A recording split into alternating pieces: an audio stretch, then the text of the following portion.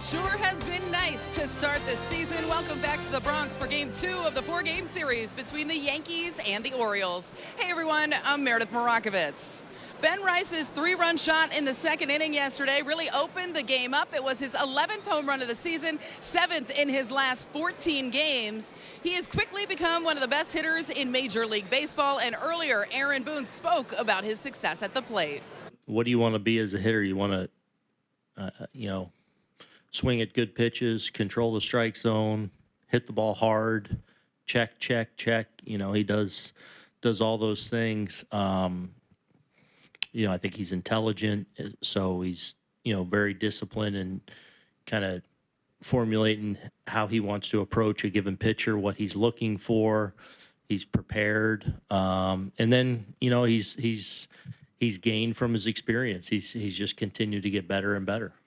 And Rice has certainly shown no signs of slowing down. He and Aaron Judge have combined for 23 home runs this season.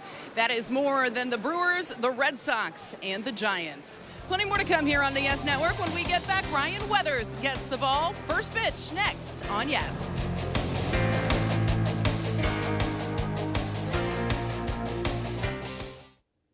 Yankees Baseball on Yes is brought to you in part by FanDuel. Bet the Kentucky Derby and your favorite sports all in the same place. By Tunnel to Towers. Donate $11 a month and amplify your impact with a car or land donation. Go to T2T.org. And by Hyundai, test drive a new Hyundai today only at your local Hyundai dealer. The Wire or The Sopranos? Tough call. That's a good one there. Tough call. Well, Ryan Weathers about to complete his warm-ups. We get a close-up view of his delivery to home plate. Now we'll get a close-up view of the Orioles starting lineup that he's going to face. Taylor Ward leads off. Gunnar Henderson at short, bat second. Been striking out a lot this year. Adley Rutschman will catch and hit third. Middle of the order, Alonso, O'Neill, and Mayo. And the bottom third of the order, Jeremiah Jackson at second, Weston Wilson at third, and Blaze Alexander will bat ninth and play center field. And Ryan Weathers towing the slab and the boogie down here. This will be his 7th start on the year. It's been pretty good. Numbers across the board. 5 home runs, a little high, but strikeouts and walks are excellent. And our Nissan pitcher scouting report, it's a strike thrower with improving command. His swing and miss sweeper so far this year has been good. Look for the changeup and fastball counts today against righties. And let's do it here in the Bronx in the first pitch. He goes around, strike one, and we're underway. Lance Barrett, the home plate umpire. Alfonso Marquez at first. Mike Estabrook at second. Malachi Moore is over at third.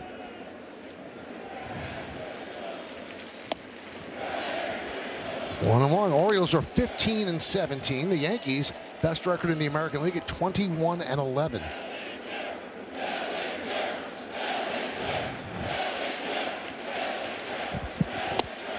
Yankee starters have been unbelievable. A 2.70 ERA, that's the best in baseball. It's the lowest team ERA for the Yankees since they were 2.56 at this point in the season in 1972.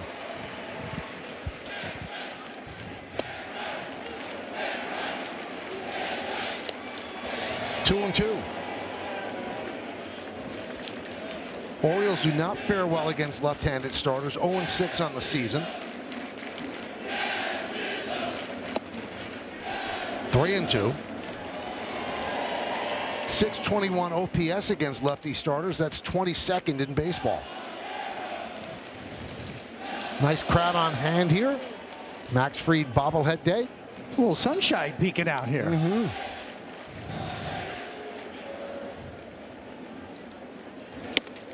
And he walks Ward. Ward with a .426 on base percentage. That just went up. Take a look at the Yankees defense today, brought to you by your local Tri-State Genesis retailers. Bellinger, Grisham, and Judge left to right in the outfield. Infield, McMahon, Caballero, Chisholm, and Rice. That's third to first. Day game after night game, J.C. Escara gets the start in place of Austin Wells, and Jason Dominguez back in the lineup, and he will DH today. Here's Henderson. And a strike. Henderson with 9 home runs and 19 ribbies, but there's an on-base percentage of .275. And he's been striking out a lot. 0-2.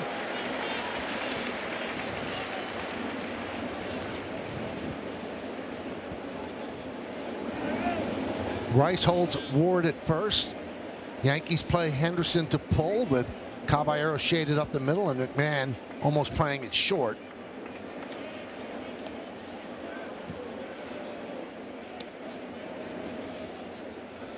Well, the answer is into what we talked about in Texas. Andy Pettit said Max Fried has a better move than him. Wow. Because the leg hangs up. But yeah, he's got several different moves. Henderson strikes out.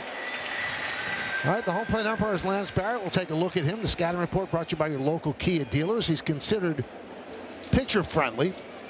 And he's had 32 calls challenged, 19 overturned, and he calls more low strikes. His 17th big league season. There's the rest of the umpire and crew.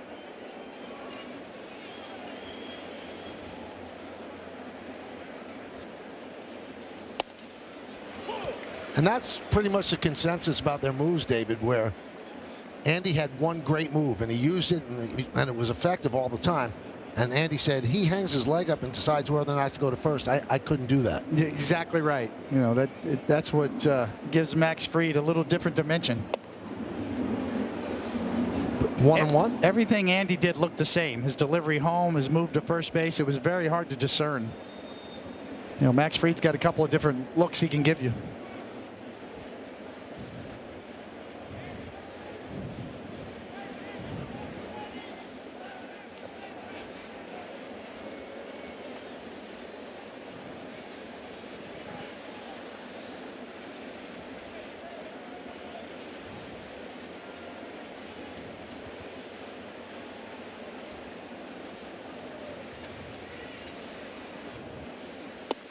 So Henderson struck out on a sweeper. And the Orioles have the major's highest strikeout rate against breaking balls, 36%. So the Yankees know these numbers. If we know them, they certainly know them and more. They hit fastballs great, but anything with a wrinkle in it, they have trouble. It's been Weather's most effective pitch, too, is that sweeper this year.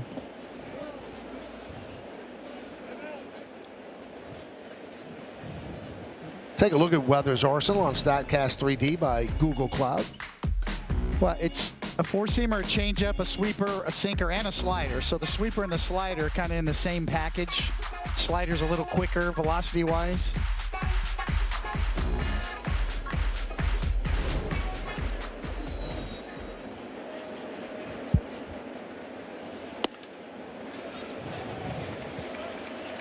So the count full on Rushman.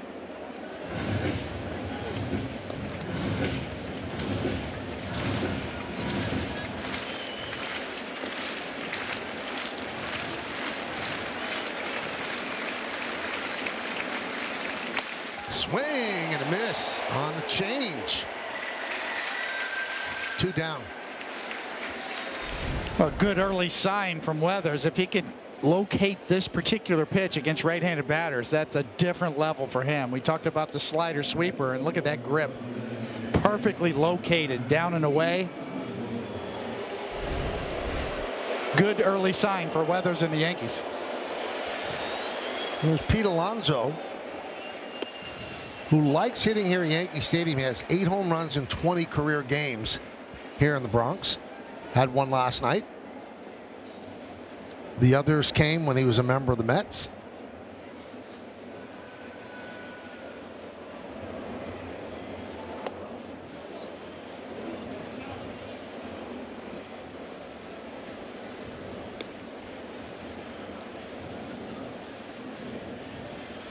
Just underway here in the Bronx.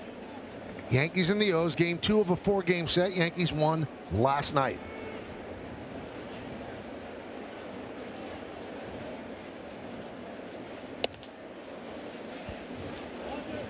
Fastball sitting at about 97 early.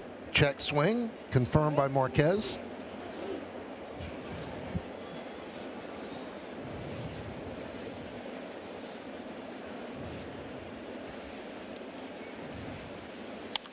You know, that shot we just saw out of the Yankee dugout? Aaron Boone contends there is no better view and no better place to make a call at first base than that. He said it's the perfect eye view of first base. He said you can see it better than anybody. And there it is. That's what he's saying.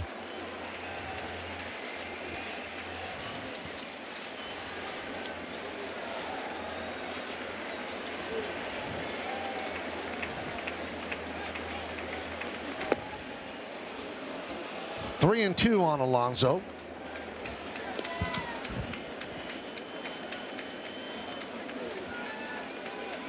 Alonso, a really good fastball hitter, to your point, Michael. Let's see if Weathers goes change up here on a 3-2 pitch.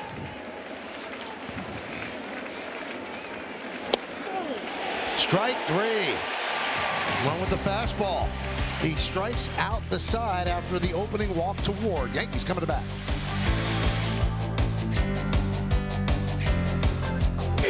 Well, that's an impressive top of the inning for Ryan Weathers. Now Kyle Bradish on the mound for the O's. This is the Yankee lineup that he's going to face, led by that man, Trent Grisham. Batting second, Ben Rice, and Aaron Judge hits third. Cleaning up, Cody Bellinger, then Chisholm and Dominguez follow. And the bottom third, J.C. Escara, Ryan McMahon, and Jose Caballero. That lineup will face this right-hander, Kyle Bradish, on the mound. This will be his 7th start on the year. Bit of a mixed bag. He can strike you out. His control's a bit off this year so far. And let's tell you a little bit more in our Nissan Pitcher Scout Report. And back from Tommy John and last year in July, this will be his first full year back. And I think it takes a little time to get it going in terms of command. He's got a swing and miss slider. And it's really about filling up the strike zone for Kyle Bradish this year. It's been a bit of a problem. But when he's throwing strikes, he's pretty tough. So Grisham digs in.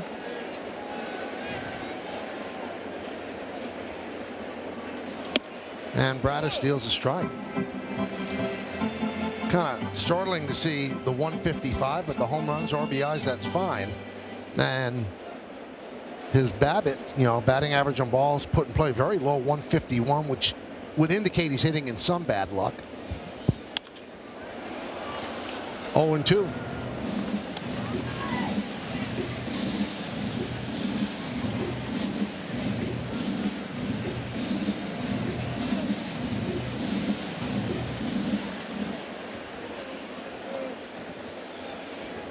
Saw this stat, David, kind of jumped out at me. The Yankees' run differential in their 32 games is plus 52. So that's not startling. The rest of the American League combined, their run differential is minus 117.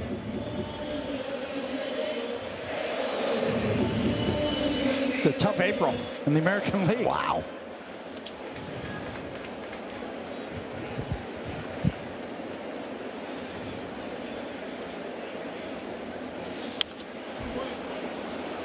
Right back to the screen. Yeah, there's one number that I point at for the Yankees in terms of walks. Offensively, they walk 144 times so far this year. Their pitchers have only given up 87 walks. So that walk differential, to me, their pitchers don't walk guys, their hitters walk.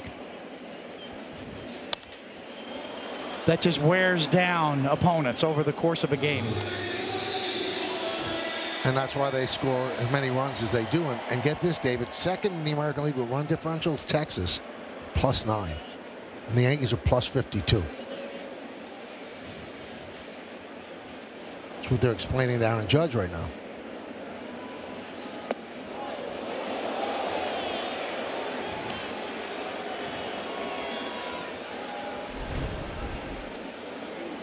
See that Bradish slider down and in. That's his signature pitch.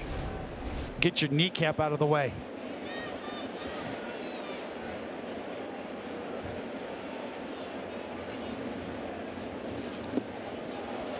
Three and two.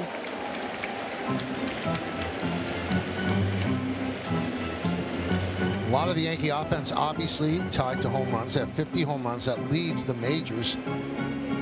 And they've allowed just 27. So all the numbers are fitting in perfectly why they've gotten off to a nice start.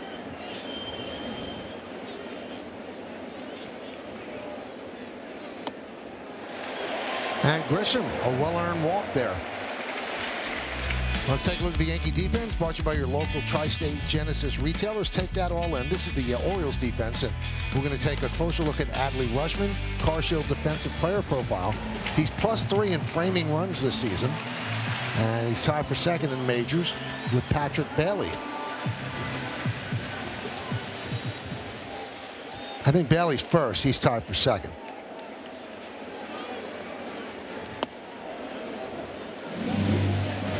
And also, it's not that easy to run on Rushman this year. He's caught 5 of 16, so that's 31.3%. The major league average is a bit over 22%.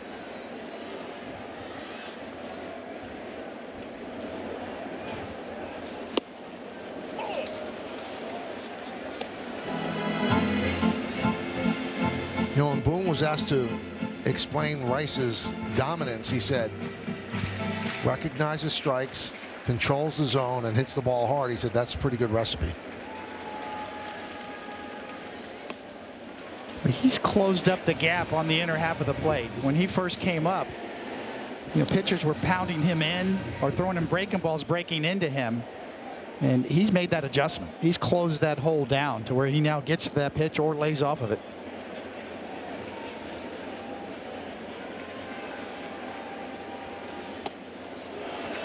Three and one, so they're making Bradish work early.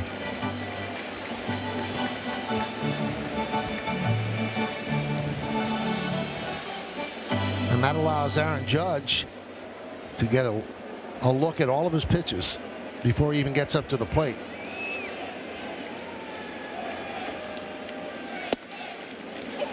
So both batters obviously have gone full. This is the home run last night that Ben Rice, it kind of changed the game. Well, it did, and I love Ben Rice batting before Aaron Judge because Ben Rice is getting pitched almost as carefully as Aaron Judge these days.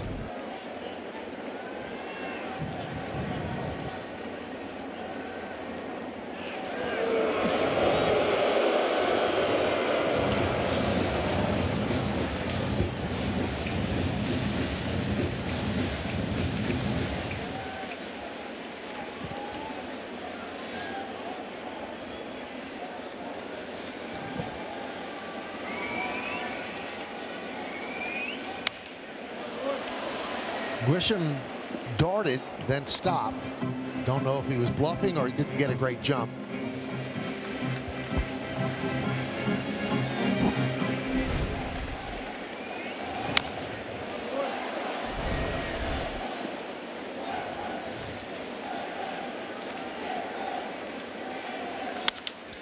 Grounded second base. There's one. And there's two. Rice really running hard down the line, but couldn't beat it out. 4-6-3 double play. A good sinker from Bradish. Got Rice on the ground. 4-6-3.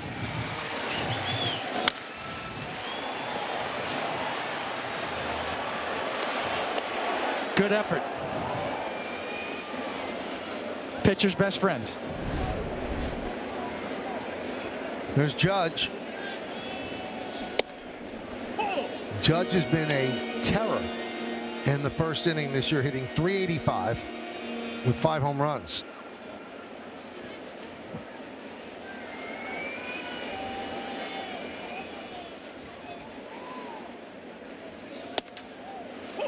Quickly 0-2.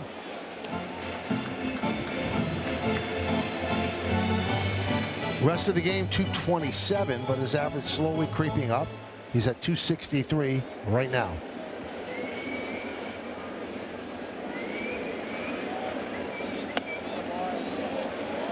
One and two.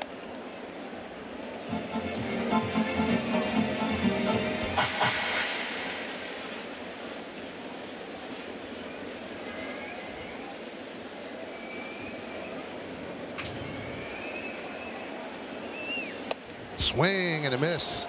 Judge down on strikes. No runs, no hits, no errors, and because of the DP, nobody left.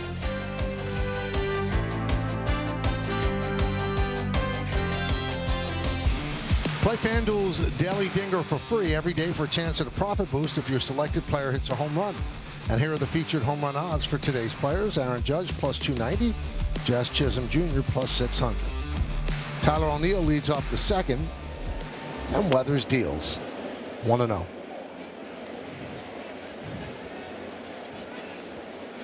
Tyler came back last Saturday, missed 14 games with a concussion. And unfortunately, that's been the story of his career. He had 3 more IL stints last year: neck inflammation, left shoulder impingement, right wrist inflammation.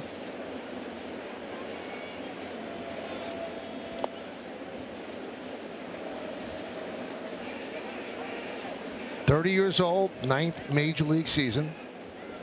He's in the middle of a 3-year, $49.5 million deal.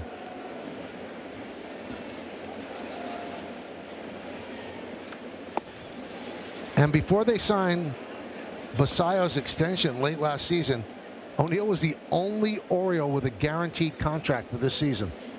Obviously, they've added Pete Alonso. They have a lot of young players.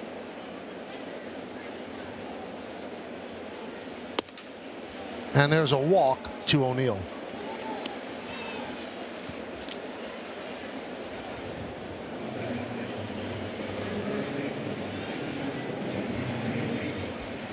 That's going to bring up Kobe Mayo.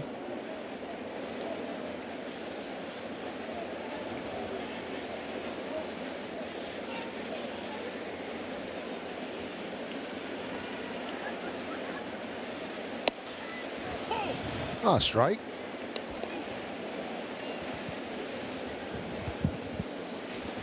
Been playing a lot of third base, Mayo is. Today he's at first, and he's struggling with Jordan Westberg on the IL. 1-1.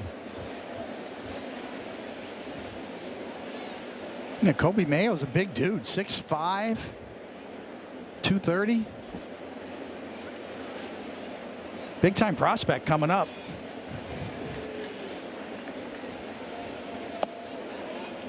Just 24 years old. Came into last season ranked 29th on Baseball America's top 100 prospects list.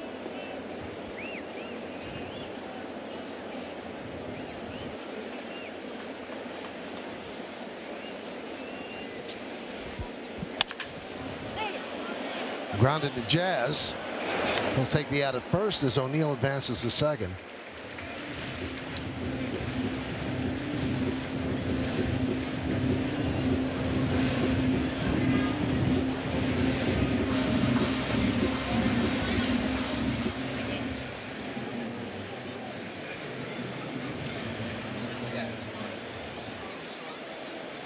Here's Jeremiah Jackson.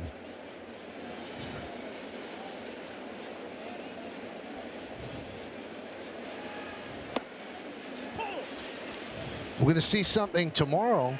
We're going to see the Orioles' #1 ranked pitching prospect making his major league debut tomorrow, Trey Gibson. And it's the first Orioles starters since the Orioles came to Baltimore that will make their major league debut against the Yankees at Yankee Stadium.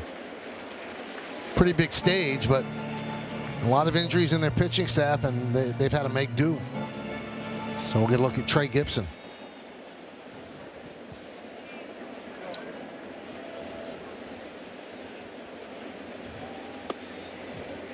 Pretty good tester, right? Yeah. Debut. Get you a flight to New York, get a cab from LaGuardia, get to the team hotel, come on out here and pitch your first major league game.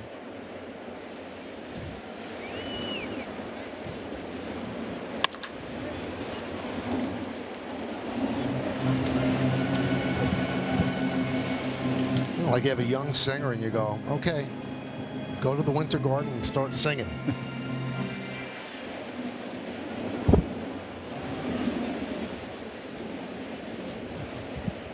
1-2.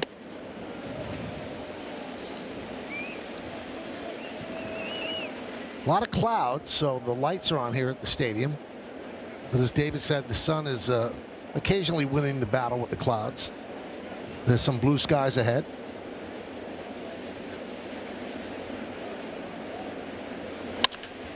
Grounded and grabbed by Caballero.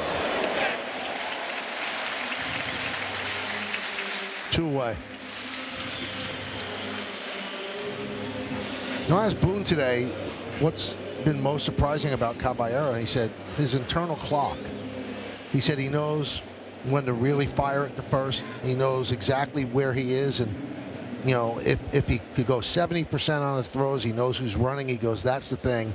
That he said we always knew he was a good defender wherever we would put him, but that internal clock, a lot of players don't have that. It's an excellent point, because we've seen him get rid of it quickly and throw it just hard enough to get the runner out. We've seen him show off his arm strength as well. Well, he's got it.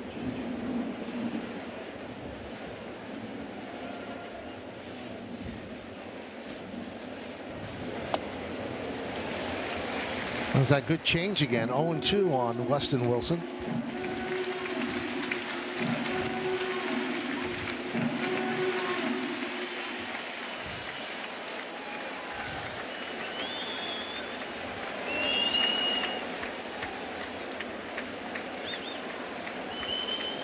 O'Neill leads off second. We're in the second with 2 outs.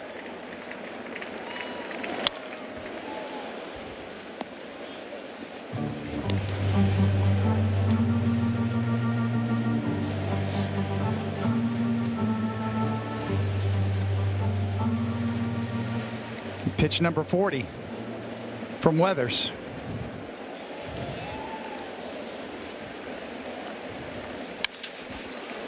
Caballero tosses it over to first, and that'll do it. Orioles strand a runner. We go to the bottom of the second.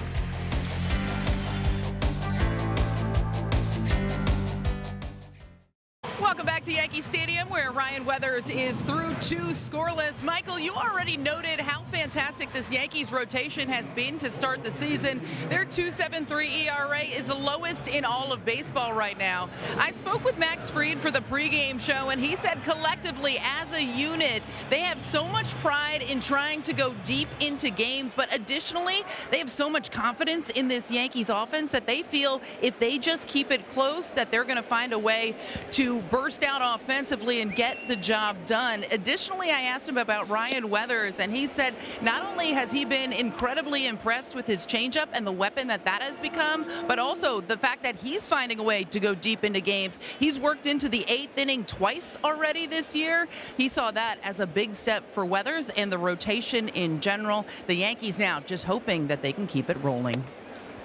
And the real impressive thing, Meredith and David, is you can make the argument and not get much pushback. It's going to get better. I mean, you're going to add a Cy Young Award winner on a Hall of Fame track and another really excellent pitcher in Carlos Rodon. So it could get better than it is right now. The rotation, the win-loss mark is 4th in the majors. ERA first, opponents average against first, opponents slugging first. They've done everything well, and they've given the Yankees distance.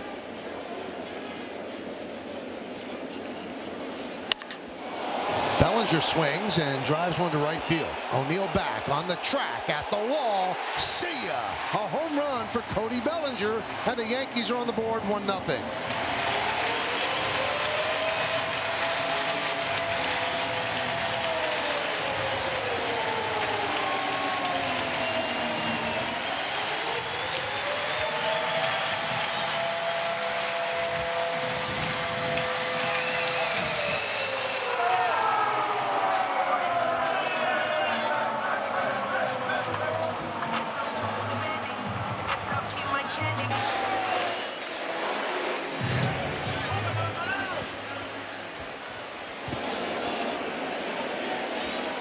Here's Jazz Chisholm Jr.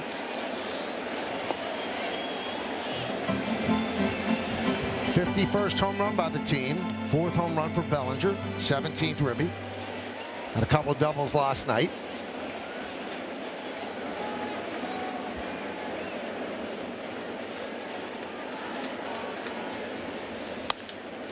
Grounded, first base. And there's one down. Looks like a hanging slider to me. Up and out over the plate, and those are beautiful things to launch. You want pull fly balls? Those hanging sliders go a long way. I threw a lot of them. Bellinger sees it. Look at the point of contact. That is the key. Out in front of home plate, that's what the slider allows the batter to do. When it's up in the zone, you don't get those back very often. There's Jason Dominguez. Jammed him. Ground ball, second base. 2 down.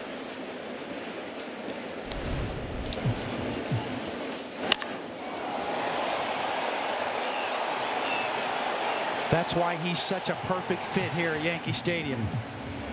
Right there. He looks to pull. He's on the dish. He gets anything he can get in the air to the right side. He usually does.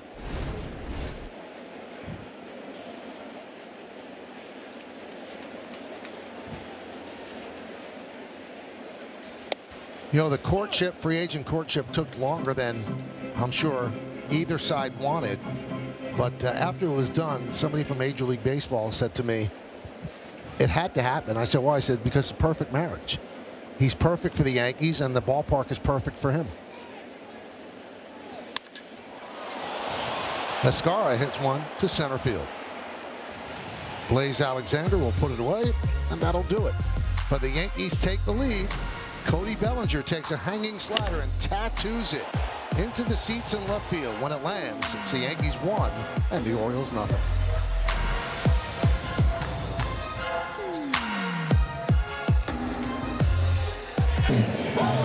Well, let's all play ball. Don't miss Play Ball Weekend coming up on June 5th through the 7th, encouraging youth everywhere to get out and play. You can visit playball.org to register for a free event near you today. They're playing ball out there. That's where David used to pitch, on that side of the street. Yeah, I think home plate was right about where shortstop is in the old stadium. Blaze Alexander leads off, number 9 hitter for the Orioles. So we get handed a lot of stats during the broadcast, and this one just, it doesn't ring true to me, but we checked it out. So Bellinger has hit 22 home runs, including that one in the second here at Yankee Stadium. And that home run that he hit is the only one that this is the only place it's a home run. Didn't that seem deep that it would go out in other places? It wasn't a short porch job. Yeah, it wasn't pulled all the way. Usually you think, you know, from the W.B. Mason sign over. You think about, you know, porch jobs.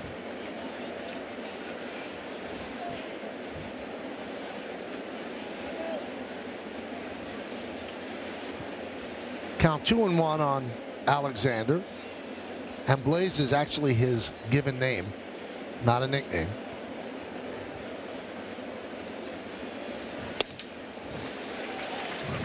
And that fastball blazed right by him, 2-2.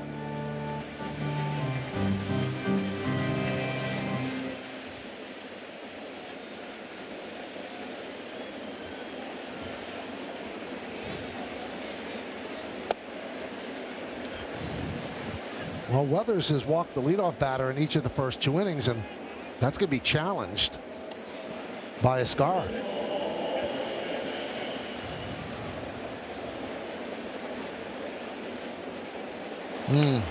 Lost that challenge.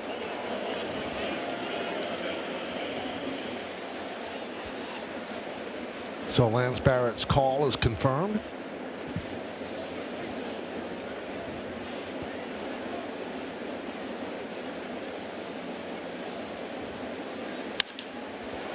Fly ball, right field. Going back, Judge. Stops in front of the track, makes the play. 1 away.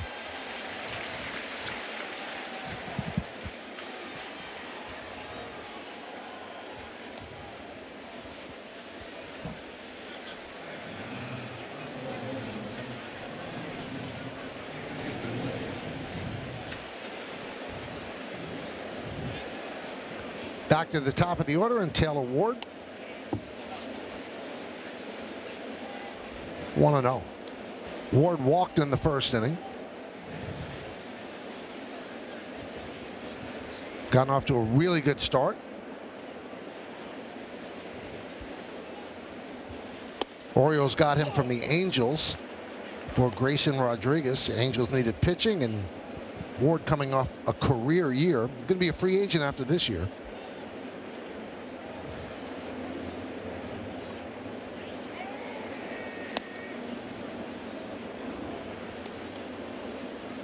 I was looking at Weathers wearing number 40, right? And usually with Yankees, you know, no names on the back, and you associate certain players historically with that number. And who do you think of for number 40?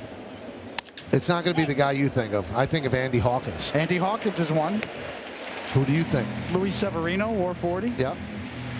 Nobody's really owned it.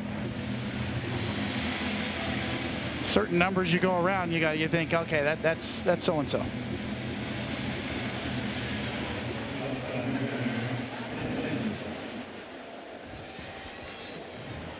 Chen-Ming Wong wore number 40.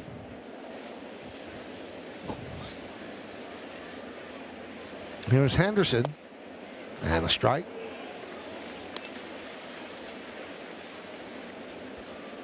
Weathers would love an economical inning here because he wants to get his pitch count under control. He's at 51 right now. 0-2.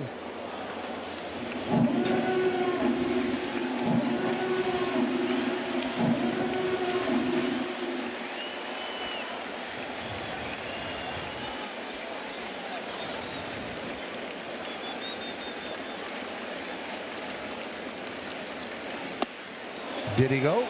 Yes, he did. Henderson down on strikes. Strikes out for the second time. 1-2-3 inning for Weathers.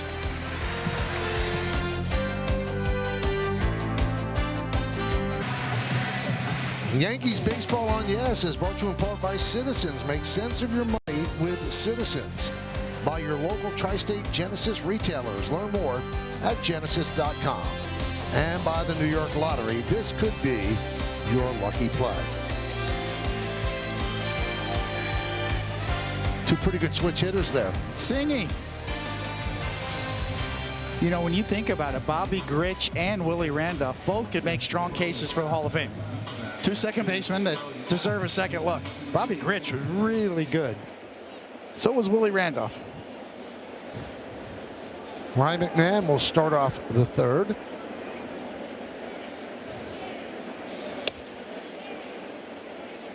One and 0.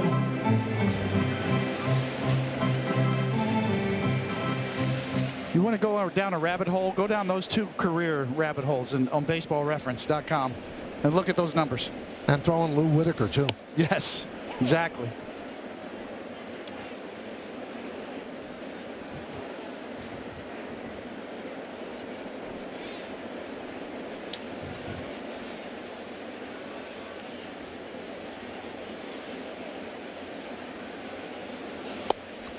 You know what I would love the Hall of Fame to do? There are a lot of people that didn't get the proper look when they were voted on. I think I'm looking at one of them. That's you, too. That everybody that did make the Hall of Fame, the writers get a chance to vote on them now with today's metrics and apply those and see what they do. Just give them 1 second chance under the new, eyesight, so to speak, of the way ball players and their value happen to be looked at. And I think you might have a lot of people elected to the Hall of Fame who are right now sitting out.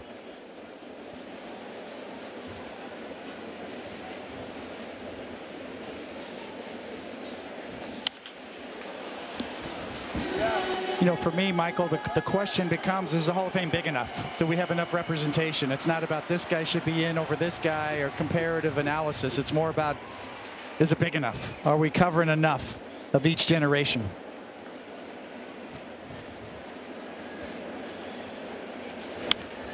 And there are those that really support a small hall, and the others feel that there should be more. That's the great debate.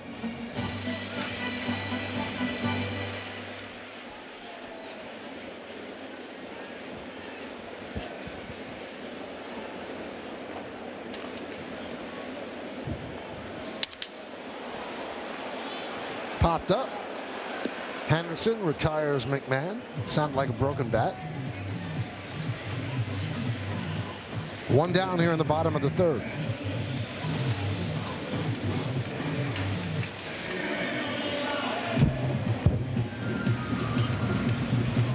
And Michael Jose Caballero stepping to the plate. Last night, he hit his third home run in 7 games. He has 4 so far this season. Consider this, all of last year, he had 5 home runs. Aaron Boone was asked about that uptick in power after the game last night, and he said, hey, he's finally taking the BP home runs that he hit during batting practice there, and he's translating them into the game with a smile on his face. In all seriousness, Jose Caballero said he's not really looking to hit home runs. Power has not not been an emphasis for him. He said he just wants to get on base. He knows he does more damage when he's on base and on the base pass. At the same time, if you give him a pitch to hit, he is going to take advantage of it. Michael, fun fact on Caballero, he's one of the rare guys that goes out there every day and hits batting practice on the field. He said he just likes to see the way the ball flies. It makes him feel better, and if you feel good going into the game, always a step in the right direction when you get to the batter's box. Yeah, it's such an interesting point, Meredith, because a guy like Ohtani never wants to take BP on the field. It's always inside. Other people like to take it on the field to see how the ball is traveling, and Caballero is one of those guys.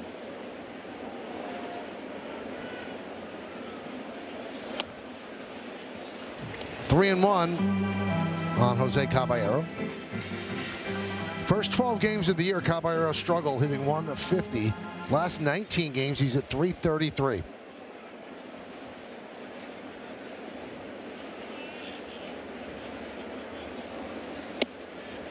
And there's a walk to Caballero. He has 12 stolen bases.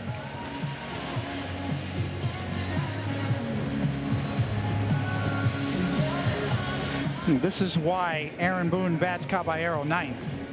They want him on base as the lineup turns over. It's almost like a second leadoff hitter.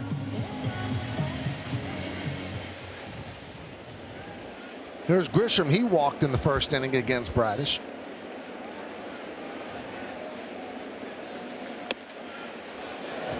Looked like Bradish slipped a little bit on the land. Grisham sees a lot of pitches, so he's going to give Caballero, generally speaking, a chance to run.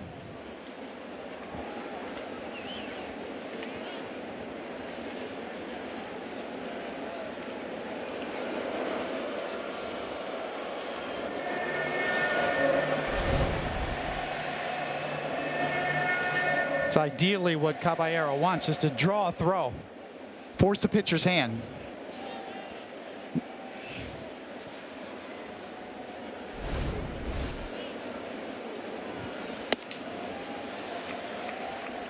Caballero very active at first during the lead and takes a very big lead. And one of the reasons is he's not a blazer. He is not like blindingly fast. He steals bases with nerve, big leads, reading the pitcher as well. But in terms of just outrunning the baseball, that's not his game. Given out to left field. Ward back. Turning, looking, and it's off the base of the wall. Caballero had a hold up, so he'll end up at third. It's a double for Grisham, who hit it over the head of Ward.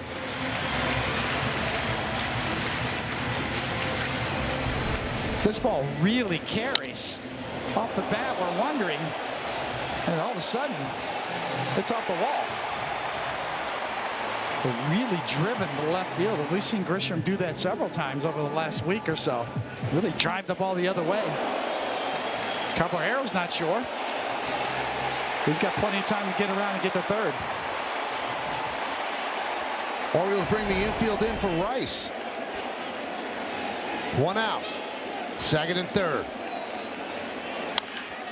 Grounded, foul.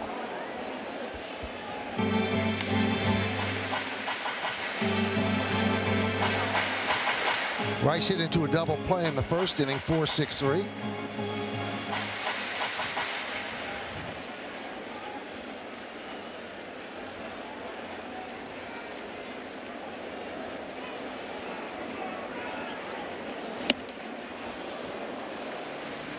Got that fastball by him. It's one of the best ones that Bradish has thrown today, up to 97 miles an hour up top.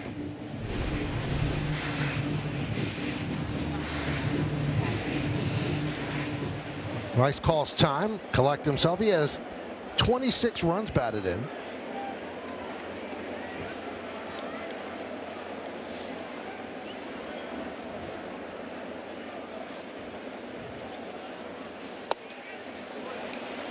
One and two. A really good take right there. That was an outstanding slider, 90 miles an hour. That shows you what Ben Rice does so well, to lay off pitches like that.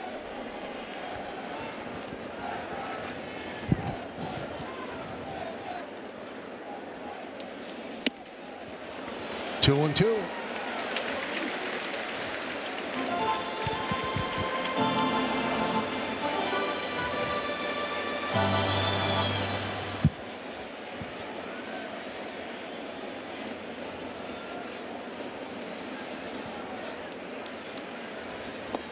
Swing and a miss. Got him.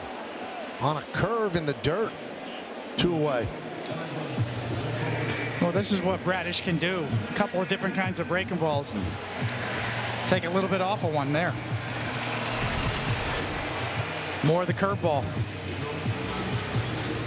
Speed got him. Infield backs up with 2 outs. Here's Judge. He struck out in the first against Bradish. Off the glove of Rushman. Here comes Caballero. Here's the throw. Safe. Moving to third is Grisham, and the Yankees lead 2-0. Let's see if Caballero's okay.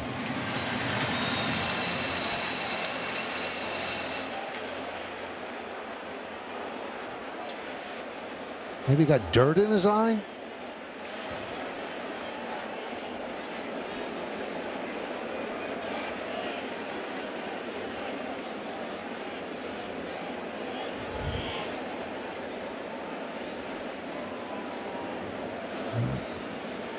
Manipulating the side of his face. We'll see if he comes back out to play defense in the 4th, but he scores the Yankees' 2nd run.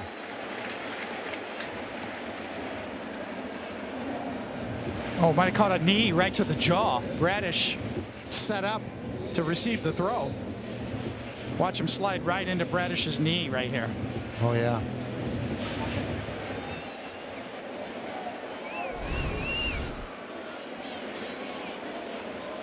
Now Barrett wants to talk with Alfonso Marquez.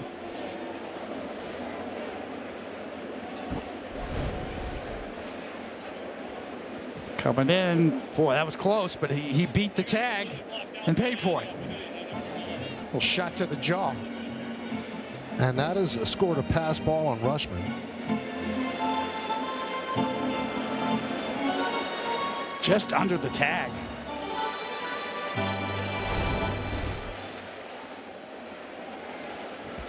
Grisham's at third.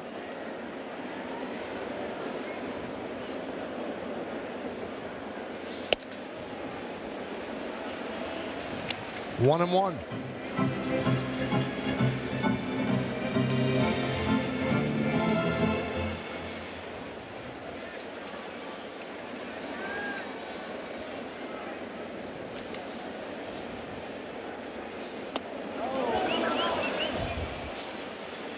Checks the swing.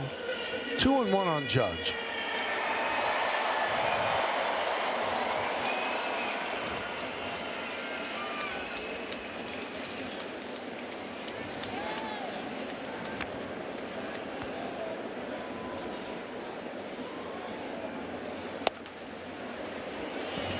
Three and one on the Yankee captain.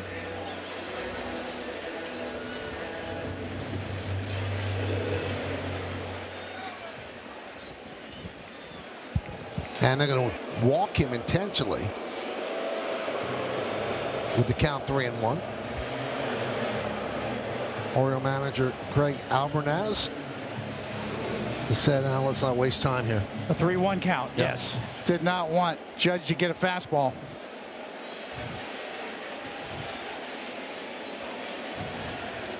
There's Bellinger. He had a slider and took it into the seats and right in the second inning. Amazingly, that's only the second intentional walk that Judge has received this year. The other one was April 24th at Houston.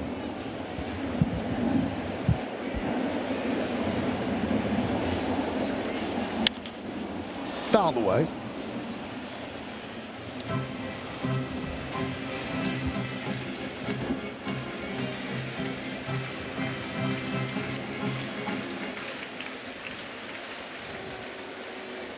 Grisham at third, Judge is at first.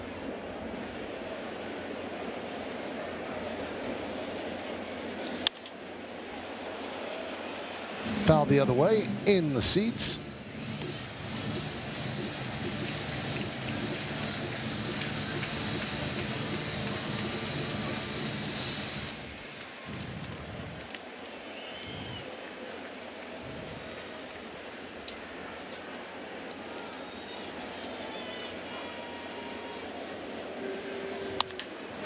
served into right field, and that is going to be in there for a base hit. Scoring is Grisham. Judge goes to third. Sliding into second with an RBI double is Bellinger. And the Yankees lead 3-0.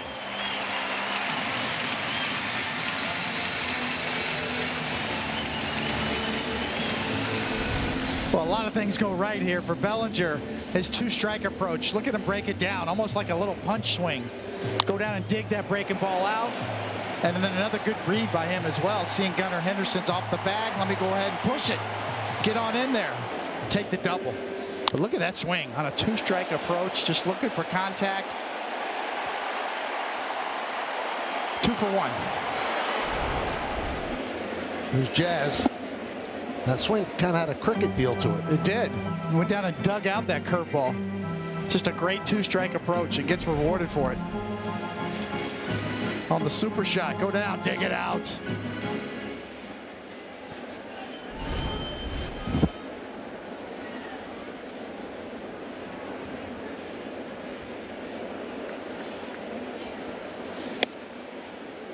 Obviously, at this level, if you make it this far, you've got a level of athleticism that normal people could just dream about. But Bellinger's a high-level athlete. The things he does.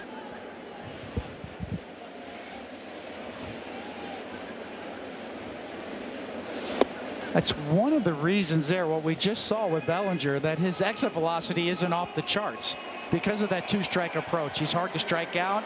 He makes contact in RBI situations. That was 89 miles an hour exit velocity off the bat. First base open, 3-0 count on Chisholm.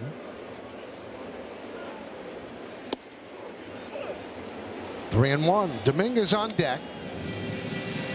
Yankees up 3-0 here in the bottom of the third inning.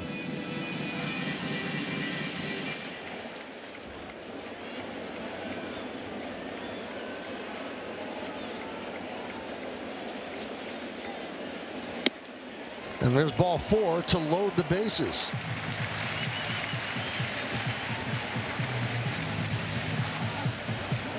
And the pitching coach, Drew French, will go out to the mound.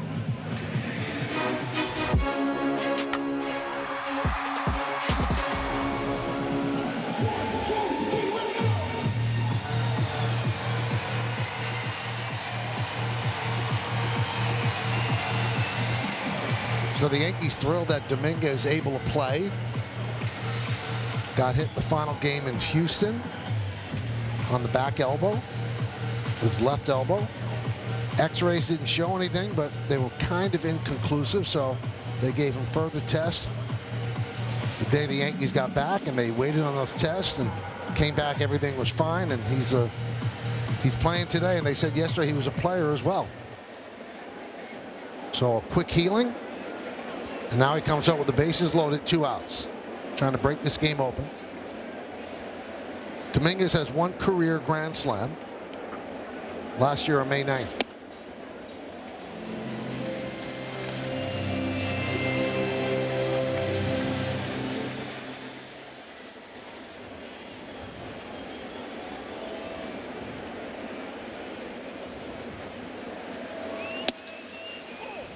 One on Dominguez.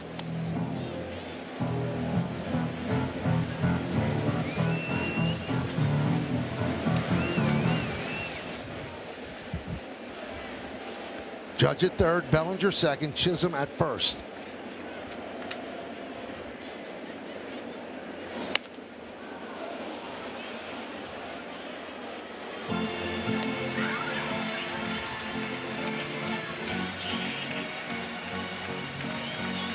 Keegan Aiken is up for the O's.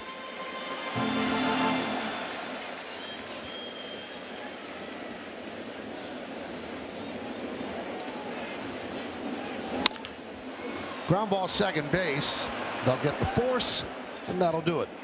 But the Yankees get 2 runs. They leave the bases loaded. They're up 3-0 heading to the 4th.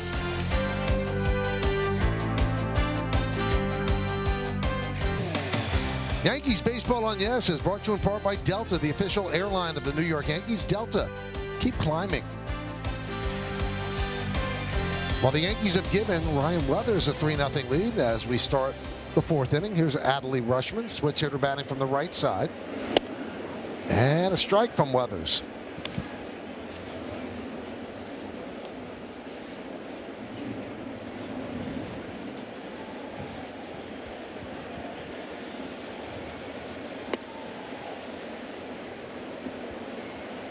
Weathers came into the game with a 3.21 ERA. 3 shutout innings brings it down to 2.95.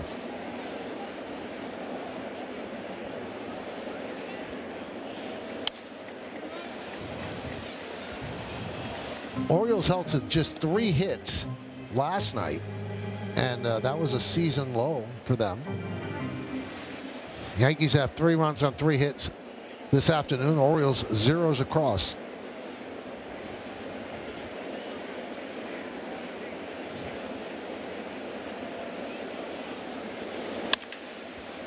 Into center field. Grisham reaches up to make the play.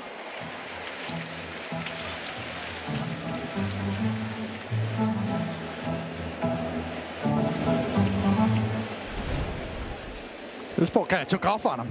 See him come in and said, hey, wait a minute.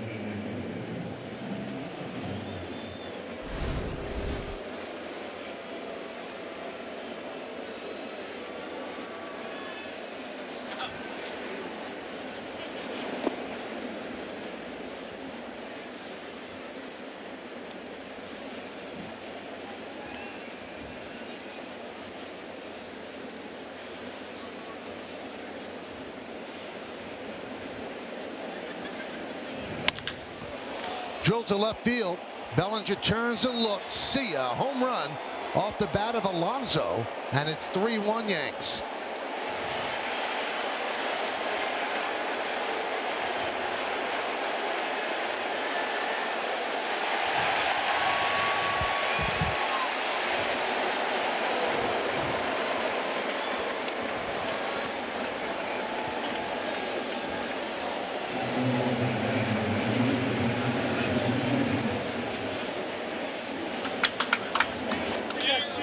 He likes his ballpark.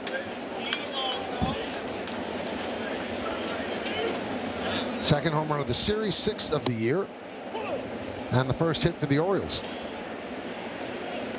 It's a strong dude right there, the polar bear.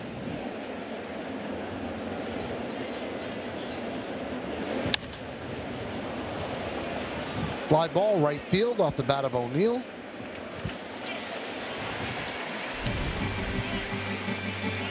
Out of the hand, it's spinning on the inside corner, and Alonso just cuts it off and drills it almost 115 miles an hour. He's been doing that his whole career.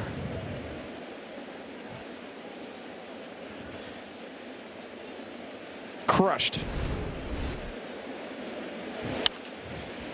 Yeah, every time he's come up in this 2-game set, he's been booed loudly. Well, the Orioles' first trip to Citi Field, the only trip to Citi Field, is September 14th, 15th, and 16th. I wonder how he'll be greeted by Met fans who really did love him. I would assume standing ovation. And a lot of it will depend if the Mets continue to struggle. I agree. He deserves it. Franchise leader in home runs.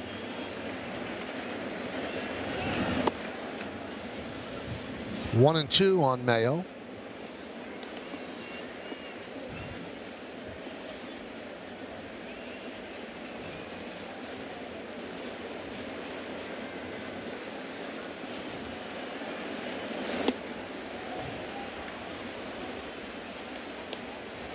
Mets didn't want to give Alonso a longer-term contract. They would think maybe 3 once the Orioles went to 5.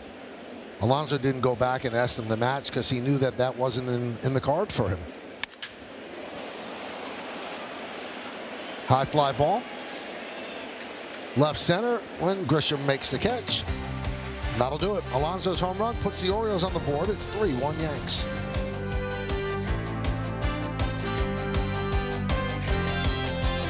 Come out to Yankee Stadium Thursday, May 21st when the Yankees take on the Blue Jays in a postseason rematch. It's night.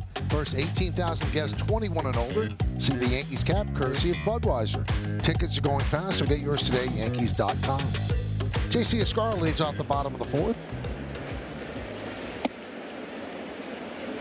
And Bradish misses outside 1-0.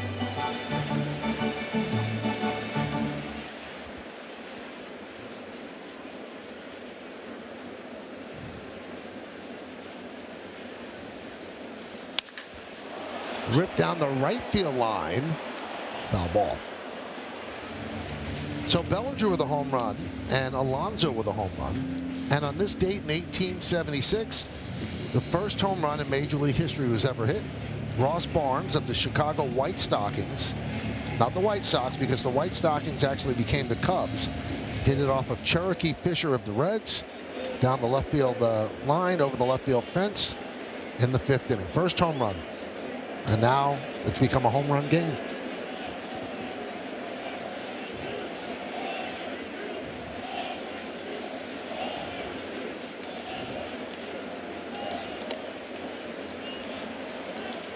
Wasn't that long ago that the Chicago Cubs played their first night game. Oh, that was there back in 1988, I believe. I guess it was that long ago. I'm sorry. Check that.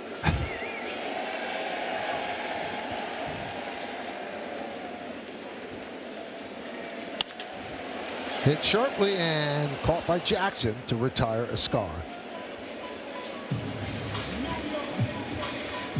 It does show you the scope of the home run, because back, we talked about the first home run ever hit in the major leagues, but Home Run Baker hit, what, 12? And his nickname was Home Run Baker. So it's taken hold, because, hey, one swing you get 3 runs rather than stringing together six singles. McMahon hits one into left center field and deep. That's going to be in there, and it's going to be off the base of the wall. McMahon will go to second with a double. Hit that ball well.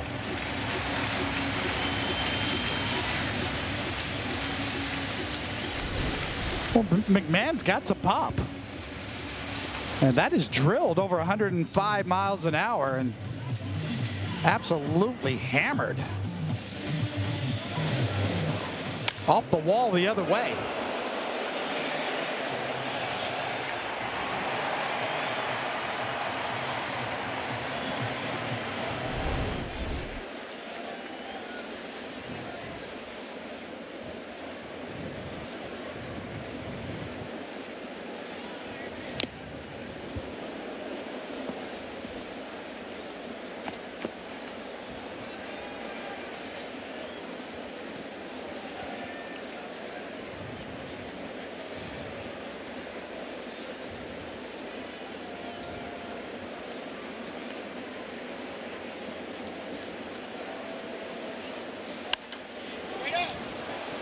Popped up behind the plate. Rushman gives it a look. Now, just to update you, after Alonso's home run, there have been 6 home runs in the majors so far today. All time, 339,012 home runs. And it all started with Ross Barnes. I contributed to that total. Did you? Well, giving them up, not swinging, yeah, not a hitting. well over 250.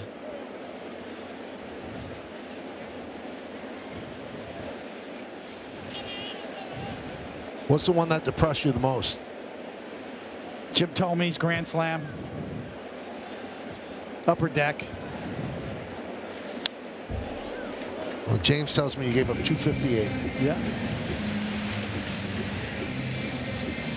I did my part.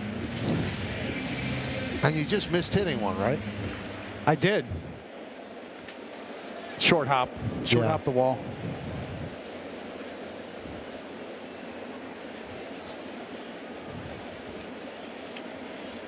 So Bartolo Colon has one more than you. He does. He's got me.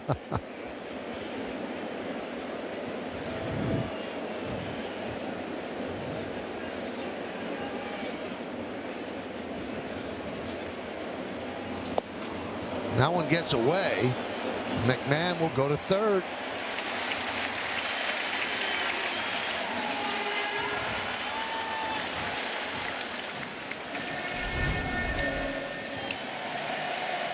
breaking ball in the dirt, and Rushman tries to backhand it, and at that point, there's no chance. So now, McMahon at third with 1 out.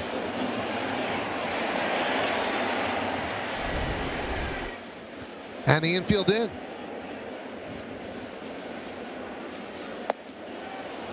And Caballero down on strikes. Let's check out today's injury report brought to you by Montefiore Einstein, the official hospital of New York Yankees. Anthony Volpe will remain in Somerset through tomorrow. That's when his 20-day rehab assignment will end. And in 11 rehab games, 270, a home run and 4 runs batted in. It's going to be a fascinating decision what the Yankees decide tomorrow. Here's Trent Grisham. Jack Curry in the studio reminds me, David, that you were so distraught over the Thome home run that Tino had to come to you from first base and remind you were still leading. Yes, we still got the lead here. It's exactly what we say. Hey, we're still winning the game, Tino was great. So Tino played in one of the games that the Savannah Bananas played in. And he flew in that day, and he got struck out on 3 fastballs. He said, he hasn't played in a long time, and he was walking back to the dugout. How did I ever hit that when I was young?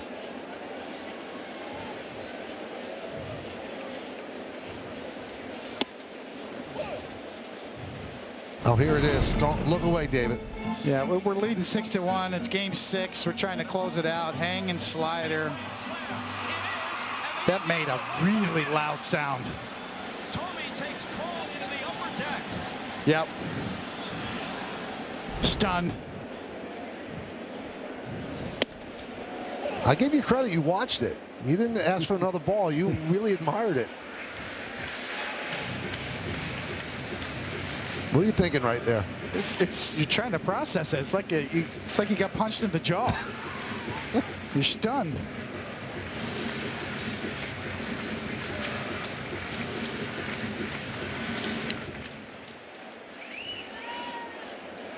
That made it 6-5, that home run. The Yankees won the game 9-5. 2-2 on Grisham. Runner at third. Whoa. Jackknife's out of the way.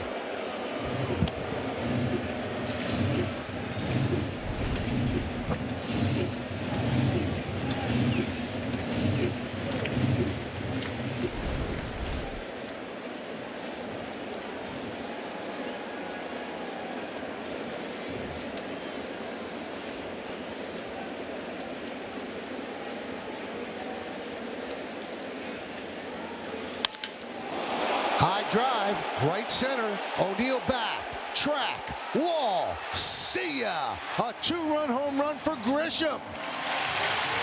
And the Yankees lead 5-1.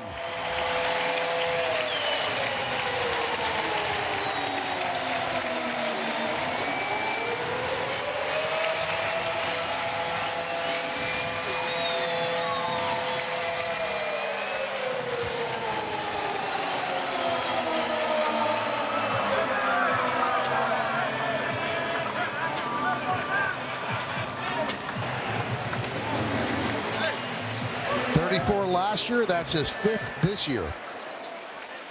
It was Ben Rice.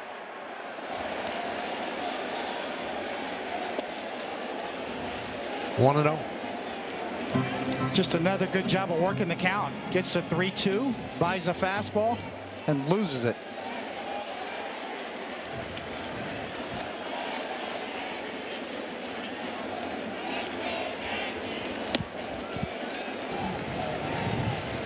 Let's check out one of today's player props brought to you by Bet365, where winning is everything.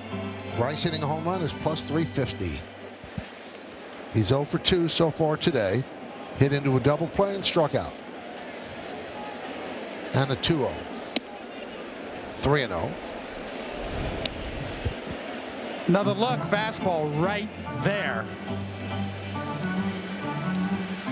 3-2. Work the count. Launch. Takes the 3-0 pitch, 3-1. I mean, that is right down Broadway, Michael.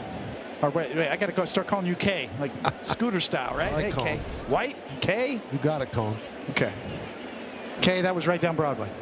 It was, Coney. Line drive, base hit off the bat of Rice.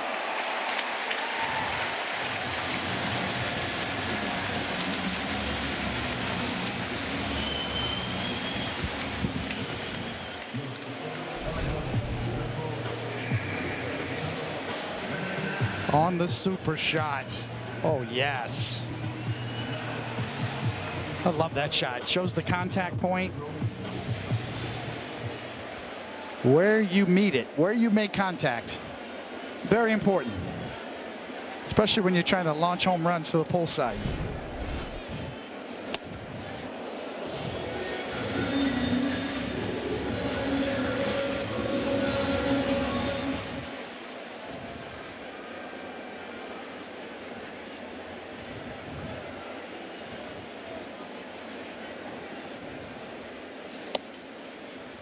One and one on Judge. Judge struck out, intentionally walked. We mentioned it was only his second intentional walk. He had 20 in 2024. He had 36 last year. In fact, he had 2 intentional walks in that 4-game series against Toronto last October. Maybe with Rice being that hot and being on in front of him all the time, it's harder to intentionally walk him. Because when he had Soto in front of him, he had 20, and last year he had 36.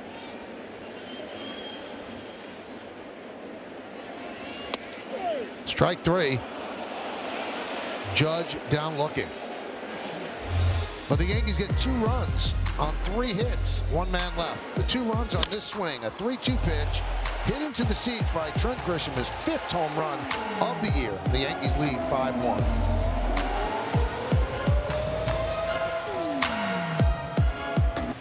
Well, Trent Grisham's home run has given the Yankees a 5-1 lead on the Audi scoreboard as we go to the 5th inning here at the stadium. Here's Jeremiah Jackson. And he grounds one to Caballero. 1 pitch, 1 out. Pitchers love that.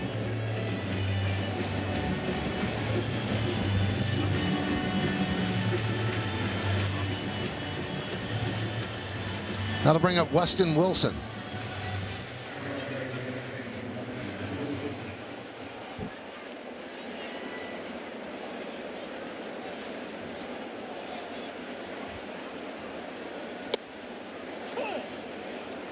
Oh, 1. Orioles have lost 6 straight games here at Yankee Stadium. Yankees trying to make it 7. 1-1. Lights still on at the stadium, but much sunnier than it was a couple of innings ago. A lot more blue sky. 1-2.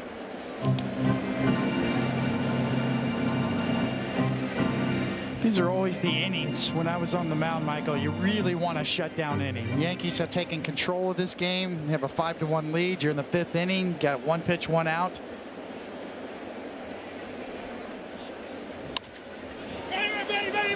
Popped up. Ben Rice battling the sun and reaches and makes the play.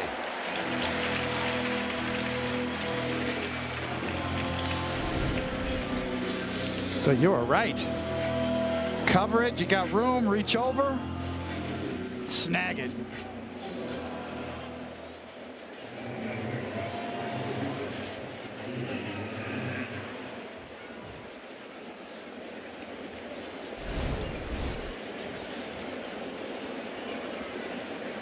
Here's Blaze Alexander. 0-1. David, you like what you see from Weathers? I do. Yeah, especially now that you have the lead. You really going after him. I think his changeup and his slider, his sweeper slider combination are very good this year. The key is fastball command, and when he's got that going, then he's a real 3-pitch pitcher.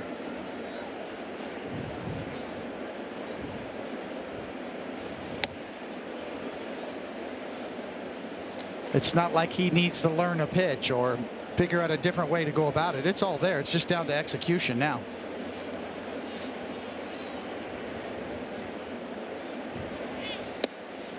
Well, many teams, when he was at the Marlins, they liked what they saw, and they felt that a tweak here, a tweak there, they could turn him into a big-time pitcher. And a lot of teams called the Marlins on Weathers, and the Yankees ended up making the deal. Yeah, case in point right there. Fastball count, drops a changeup for a strike to get right back even to 2-2. And the count full on Alexander. Joe Torre used to talk about the mystery of a pitcher, meaning the more unpredictable you are, the more you can keep the hitters on the defensive.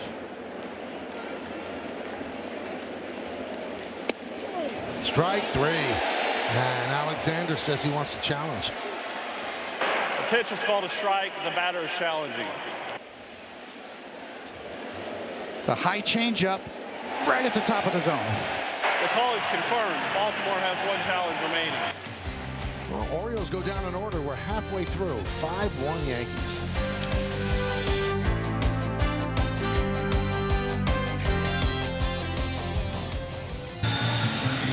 The Yankees lead 5-1 on the Audi scoreboard. Leading off the bottom of the 5th is that guy, Cody Bellinger, which leads us to the Optimum Fiber famously fast replay.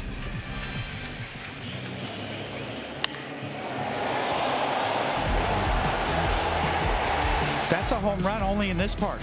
Amazing. His 4th home run of the year. New pitcher is Keegan Aiken.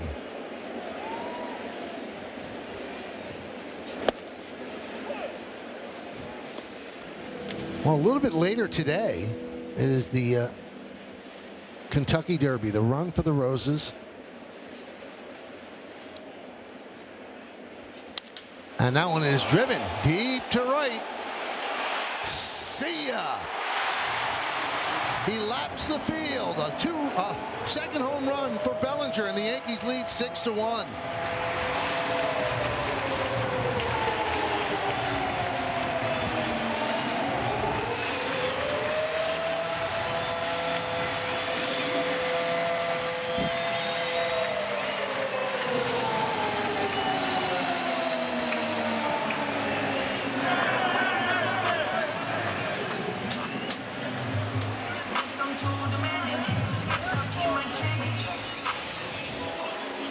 He's 3 for 3, 3 extra base hits.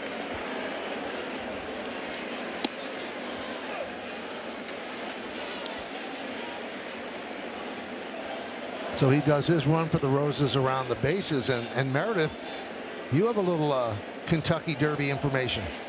Well, Michael, there's a little bit of a Yankees connection this year. The favorite to win the race is a horse called Renegade, the 4-1 favorite. He will be ridden by Arad Ortiz Jr. Arad's brother, Jose, is also in the race. He's a year younger. He'll be riding Golden Tempo. They are so proud of their Puerto Rican heritage, and they are actually the cousin of Elmer Rodriguez, who made his major league debut the other day in Texas. So pretty cool connection there, Michael. I'm sure Elmer will be dialed into that one to see how his cousins do. Amazing stuff.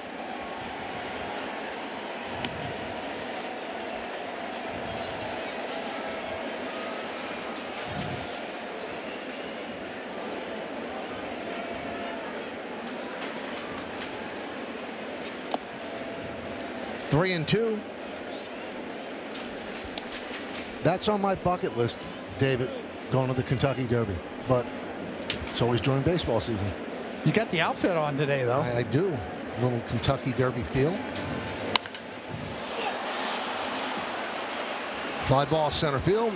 Alexander will put it away.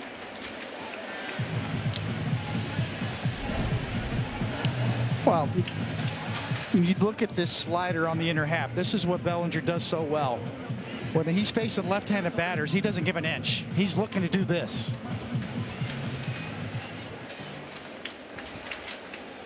Once again, look how far out in front of home plate he catches that pitch.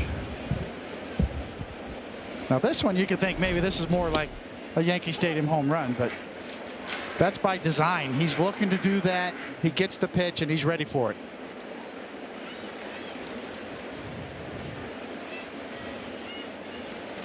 Well, he came into last night's game in an 8-game slump. He was not swinging the bat that well on the road trip, but he has busted out last night and today.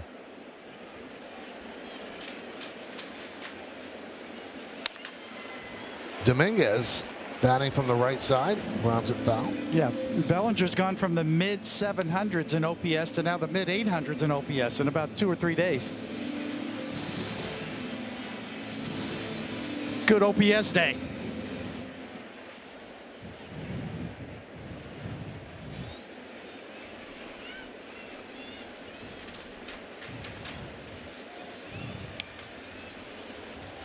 Still 1-2.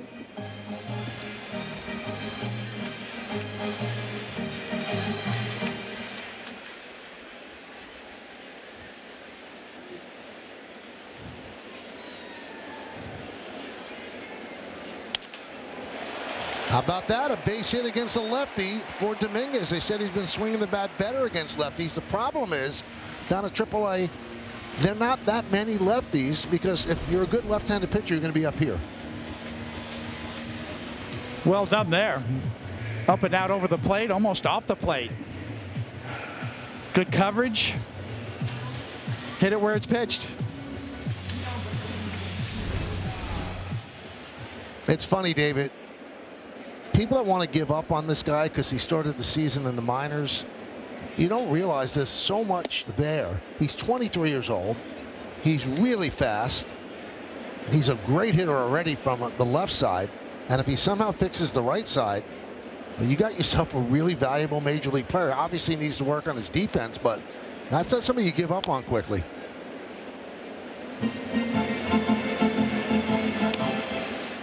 And the Yankees love his attitude. He did not pout when he was sent down. He just went to work. When he got called up, he had a big smile on his face. And he's a threat to go.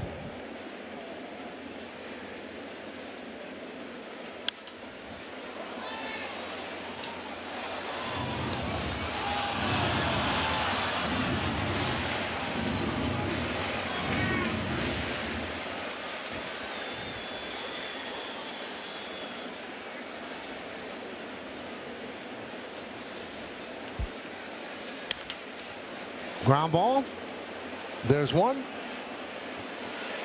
And there's two as they double up Escara to end the inning. But the Yankees lead 6-1. A lot of the offense off the bat of that man.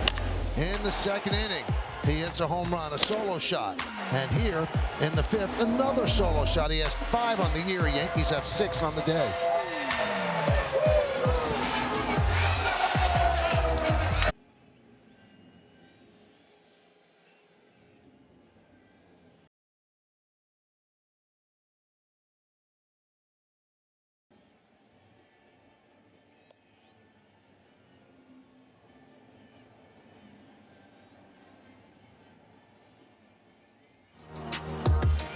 Well, thank you, Bob. We go around the majors. How about Murakami? What a bargain. Nobody wanted him. They didn't think he could hit the fastball at this level. He is 13th home run of the season, and that leads the majors. Jacob Mizorowski exits the game for the Brewers with a cramp after 5 1/3 hitless innings. Junior Caminero, Tampa Bay, 7 home runs last 15 games. Now, we just heard from Bob Lorenz, and obviously he's in the studio today with Jack Curry. And they have a question for you that Jack texted me. You ready, David? What do you think of Weathers' gather in his motion? They looked at some old Marlins video, and looks like he was never as deliberate as he is now. It's clearly working. Do you see that too? Right there is what they're talking about in the middle of his delivery. Only from the windup, obviously. It's almost like he stops and sets himself to get to the set position to make sure that he's under control. So usually the windmill over the top rotation keeps the movement going, but you see he stops right there and gathers. So I like it. It's sort of it gives him a line of sight. You're right. Okay, you start here. Now let me stop and gather and pick up the target. Now I'm ready to go again. It's almost like he's in the set position now.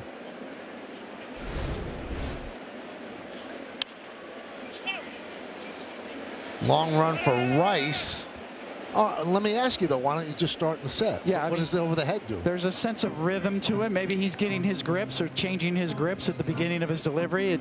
Every pitcher's a little bit different.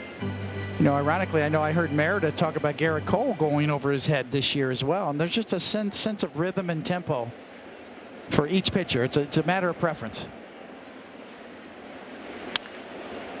And that's a base hit off the bat of Ward. Bellinger cuts over. And he fires into second. So inning opening single by Taylor Ward. Had him out in front, but give Ward credit. Good play coverage. Stayed through this pitch. You can see the slider coming out. Little gyro spin right to the middle of the plate. Ward's out in front, but covered it.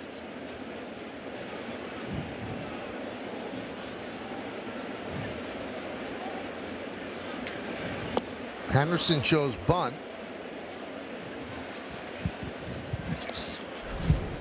It's what you call gyro spin.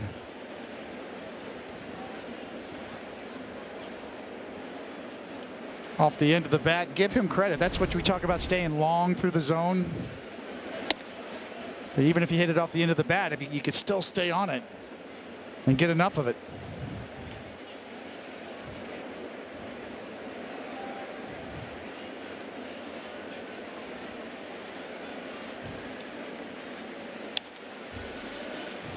Two and one. Gunnar has struck out twice against Weathers. Jake Bird finished the game yesterday, warming again today.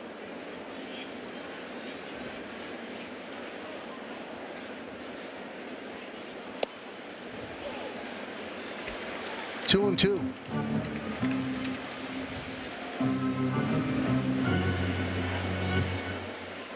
See if he goes to that sweeper here, 2-2. As he's shaking off.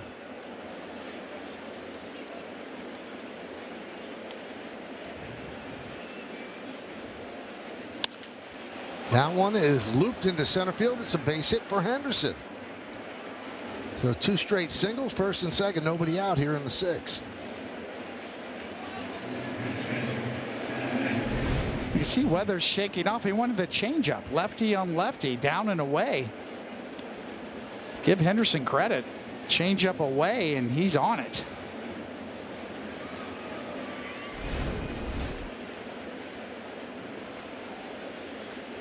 So Matt Blake out to talk with Weathers and also to give Bird some more time.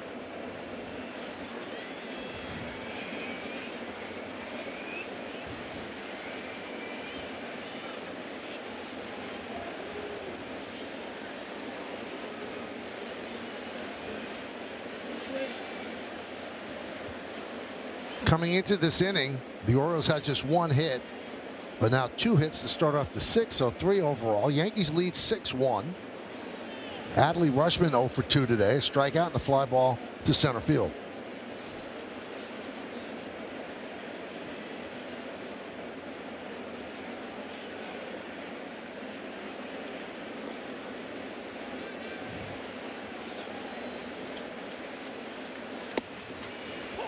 A strike to Rutschman.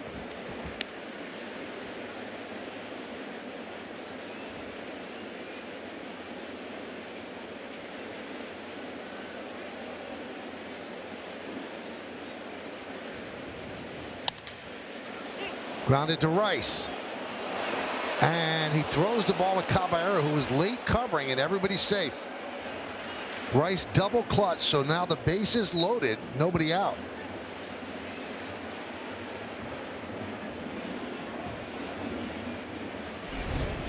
You can see a little bit of confusion there. Nobody home. And once he double clutches, there's no chance, as Weathers is late getting over there the first as well. And remember, they're playing the right-hander to pull, so Caballero had a long way to go, and Jazz was playing up the middle, but it was Caballero who was late getting there. That's going to be the thing that knocks Weathers out of the game. He leaves the bases loaded, nobody out.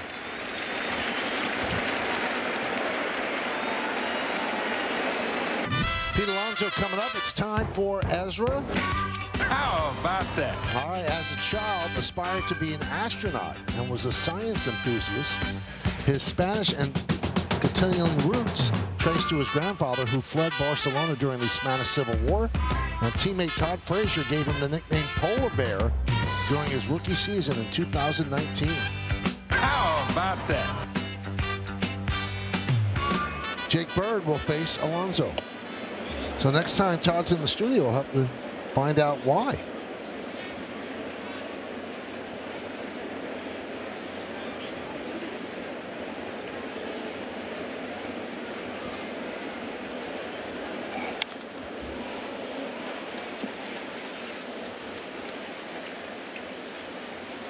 When I first met Todd, I thought he had a nickname for me. He called me Big Dog. But now he calls everybody Big Dog.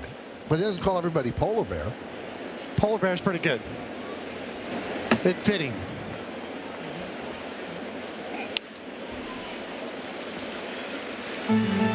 One and two. Alonso is 6th home run. Solo shot in the 4th. He has a chance to get the Orioles right back in the game here. 1-2. Count levels.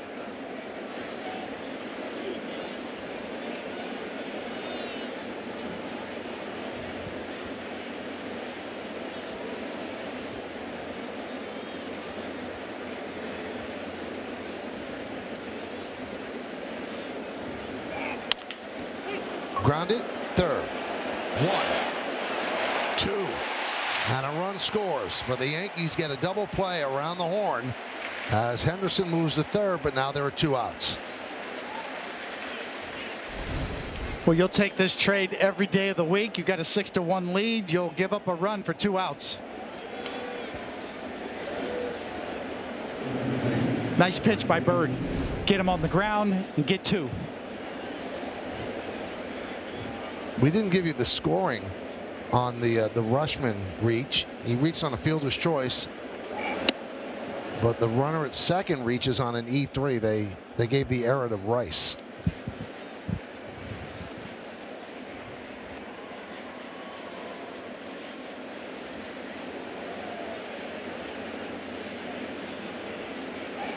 So let me clear this with my brain, James Smythe. That turns that into an unearned run, right? Because the double play would have been the final outs of the inning before the run scored.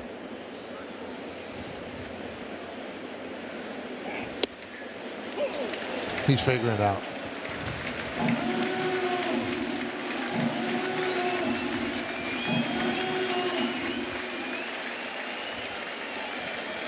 Weathers is contemplating that. 1 and 2 on O'Neill. 2 and 2.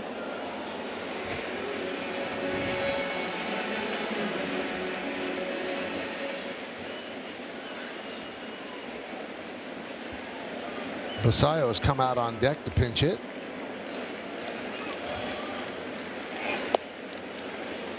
And the count full. Yankees lead 6-2. Wolfram and ends up for the O's.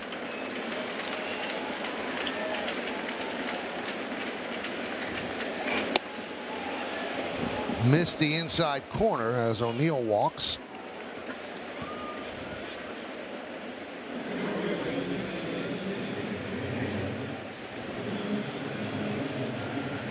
So here is Basayo to pinch hit for Mayo.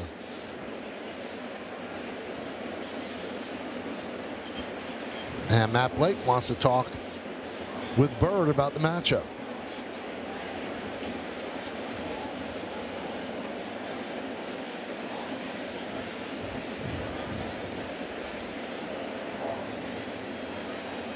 And right away, all of them, the default position, covering the mouth. Matt Blake, Bird, Escara. The ones who listen don't cover, though. Quick scouting report, how we're going to go about it. Straight pitch selection right here.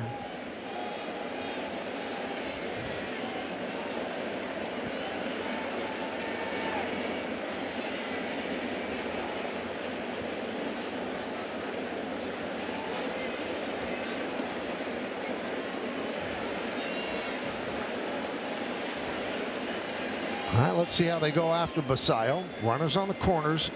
2 outs. We're in the 6th inning. Yankees up by 4, 6-2.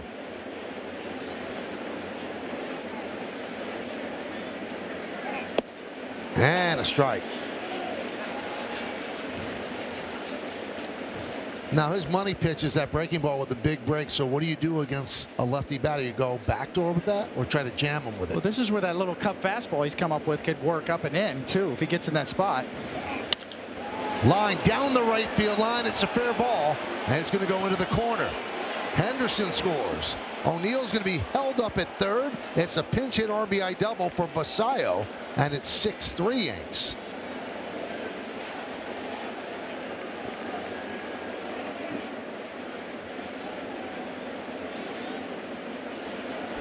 Basayo can swing it, and he gets a curveball that stays up. You can see it sweeping right into him.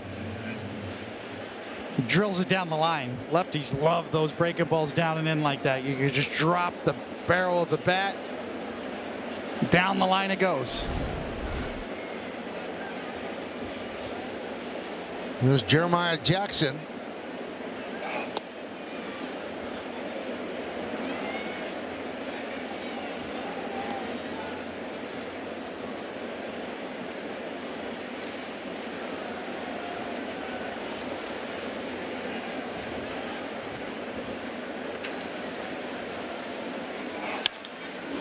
One and one. So after getting the big double play ball on Pete Alonso, all of a sudden this becomes a really big at bat in this game. 2 more runners sitting out there.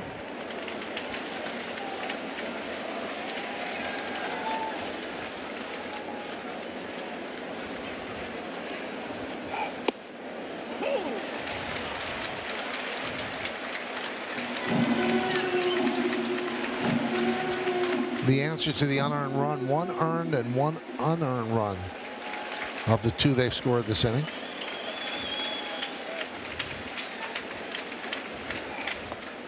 I would assume the earned run is against Bird.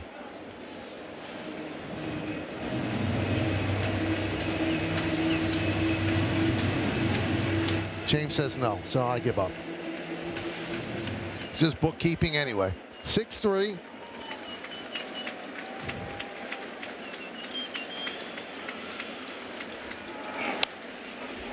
Foul back here, just under our booth.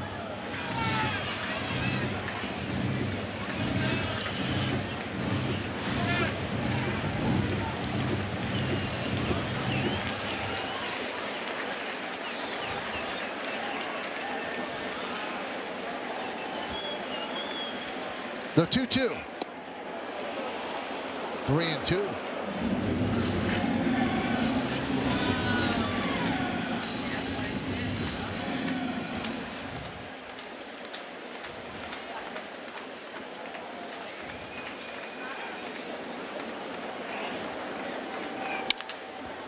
Caballero gets a nice hop over the first, and that'll do it. Orioles strand 2, but they score 2. As we go to the bottom of the 6th, Yankees up by 3.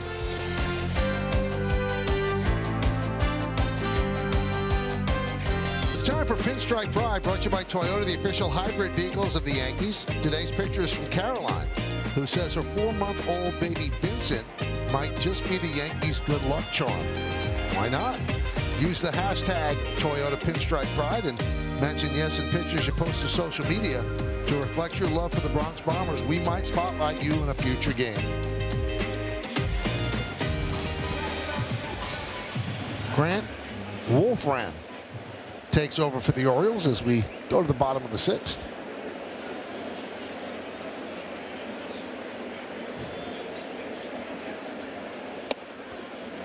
So, David, as the earned run turns, both of those runs, it turns out, were unearned. Yeah, I mean, Weathers is going to finish with just 1 earned run given up today. Right. The Alonso home run.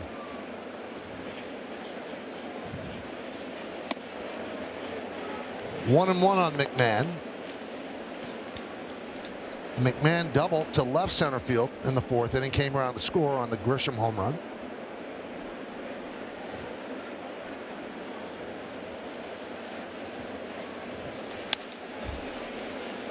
One and two. So the Yankees lead 6-3.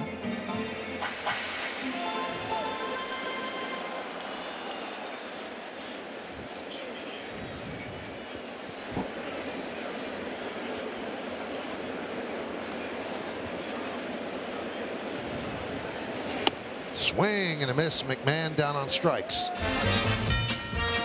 Now it's time for Name That Yankee, brought to you by Prevagen, made for your brain.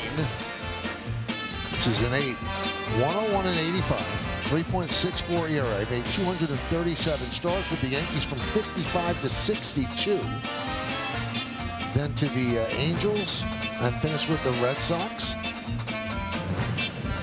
Started with the Browns, and the Orioles became, or the Browns became the Orioles. 101 to 85.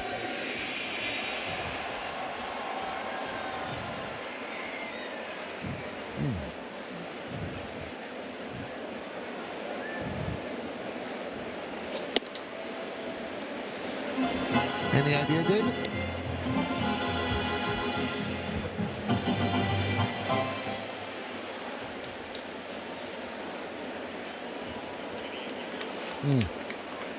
I'm gonna have to cheat.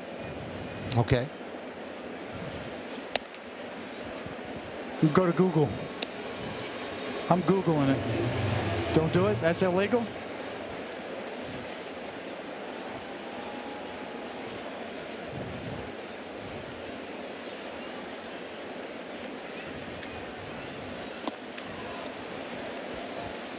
Sellout crowd of 46,049. Second sellout of the year. Doval warming up. Pitched very well last night. The Yankees still have 9 outs they have to record. And when you look at the Yankee bullpen, you have to assume that Cruz not available today. He's pitched a lot lately.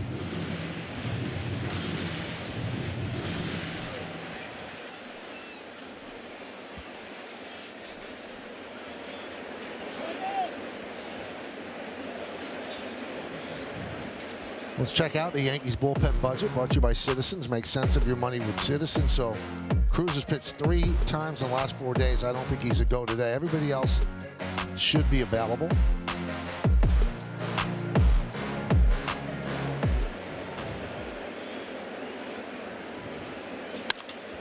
Hit shortly. Jeremiah Jackson from the outfield grass gets Caballero.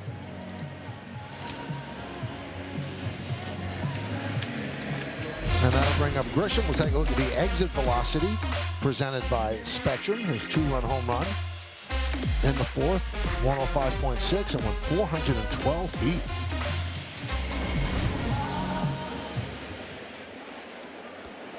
So a walk, a double, and a home run. Had a good series, 3 for 6.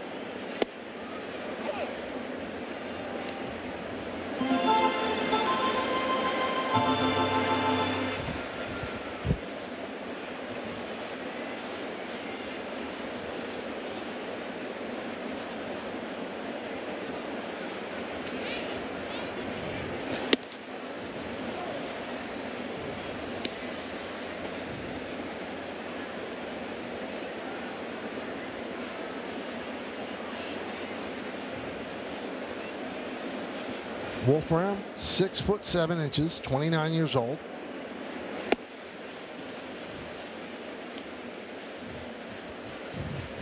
Last season, up and down 5 times with the Orioles, so on the Norfolk shuttle.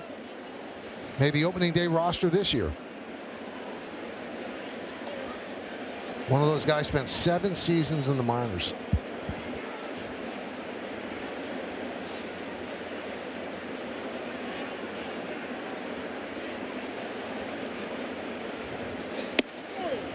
Strike 3.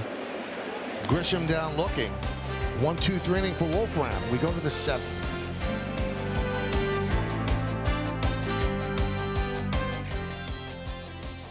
All right, so a quick turnaround on Name That Yankee. Here are the clues again.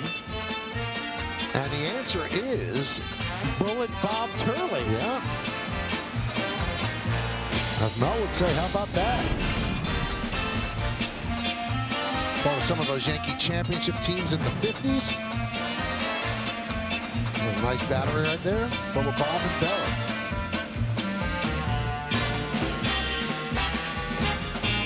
One of the first guys that went without the full windup, an abbreviated windup. The 20-game winner in 1958. 21 wins for Bob Turley. 21-7 for the 58 Yankees. Cy Young in 58.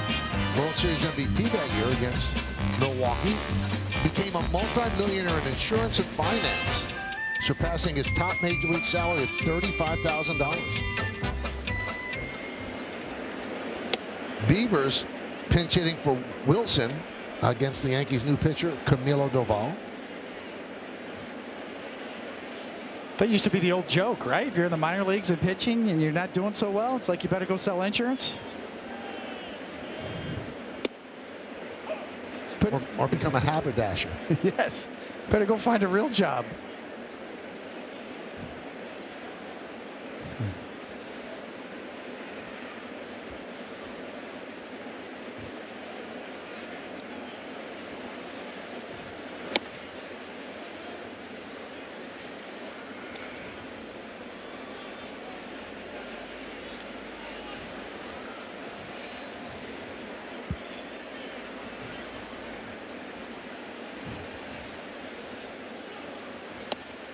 You know, in that 58 World Series, David, Yanks are down 3-1 in the series. Game 5, he pitches a 5-hit shutout with 10 strikeouts. This is Bubba Bob. Game 6, he comes out with 2 outs in the 10th inning, comes in, up a run with runners on first and third, gets Frank Torrey to line out to get the save. And there's a walk to Beavers. And then Game 7 the next day, Don Larson gets taken out in the 3rd inning.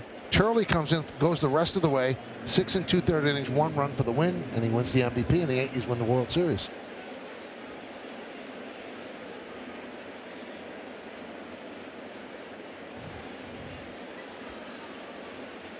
So a runner on, and here's Alexander. Command is always the issue with Doval. Yesterday he had it. Now he walks the first batter he faces. Tim Hill is up for the Yanks. 0-1 count on Alexander.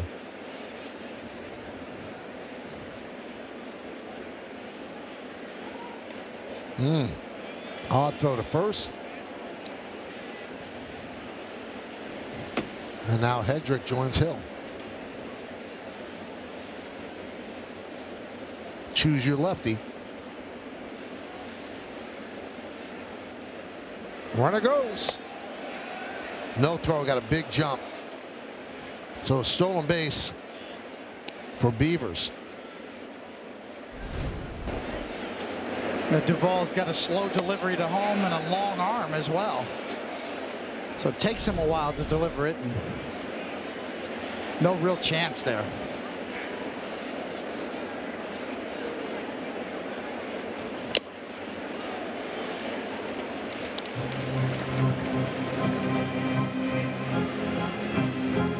Funny, day game after night game. He was throwing that sinker yesterday at 100 miles an hour.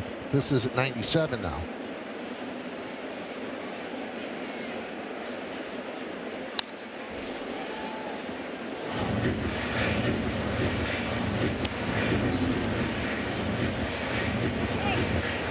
Anthony Nunez for the Orioles.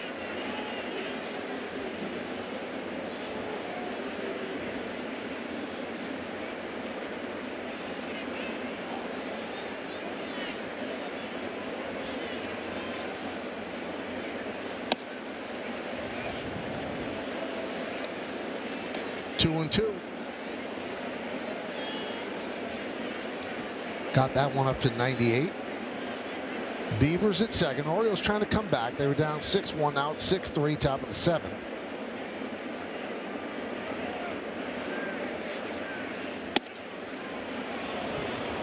Just missed inside.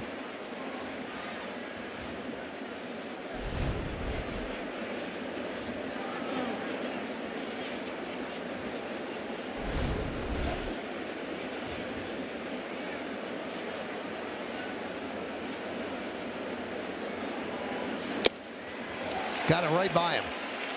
Alexander strikes out. 1 away.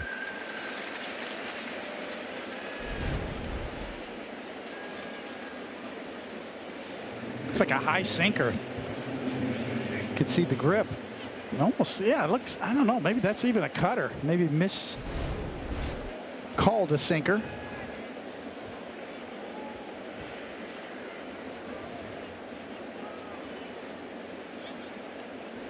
Does the old inside move, but nobody there.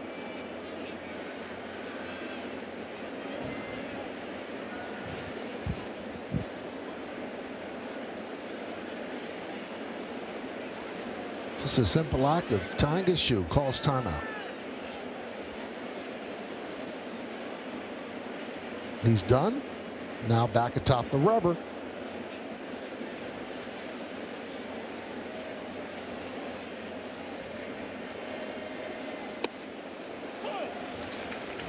And a strike.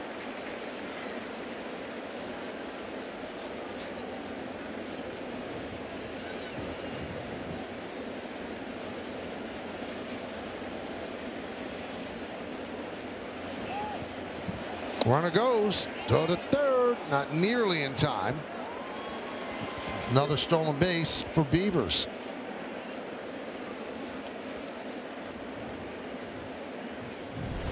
Well, it was there for the taking. You can see Duvall doesn't really even paying attention. Easy pickings.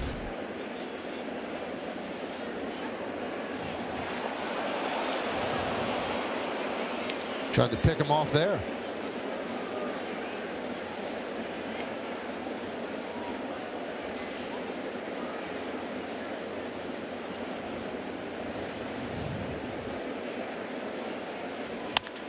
Ground ball. Rice recovers, steps on the bag, and that allows Beavers to score. And now the Yankees lead by 2, 6-4.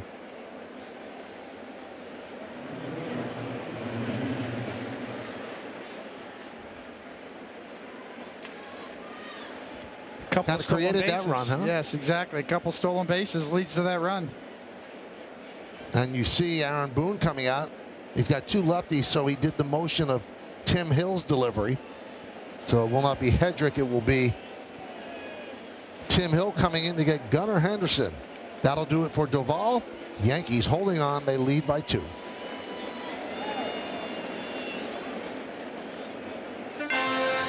Yankees Baseball on Yes is brought to you in part by Toyota, the official hybrid vehicles of the Yankees, and by Delta, the official airline of the New York Yankees. Delta, keep climbing. Orioles trying to climb back into this game. We take a walk up to home plate with Gunnar Henderson, who has to face Tim Hill. All the numbers pretty good for Hill. Ground ball machine, 1.42 ERA.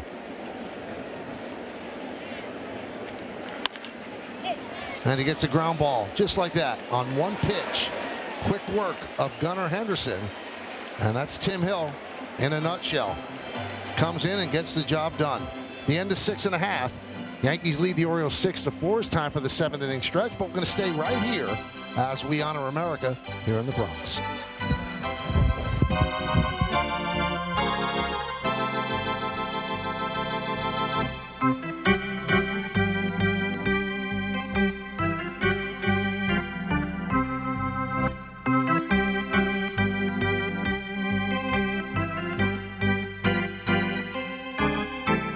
Ladies and gentlemen, will you rise, remove your caps, and please direct your attention to the area behind home plate as the New York Yankees welcome an honored military guest. United States Marine Corps Lance Corporal Glenn Sobecki from Levittown, who served in Vietnam. The Yankees say thank you, Glenn, for your sacrifice and for your service to our nation.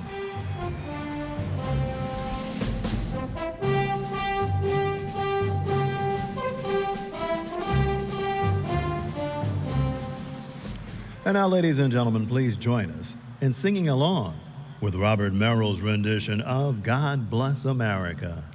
God bless America.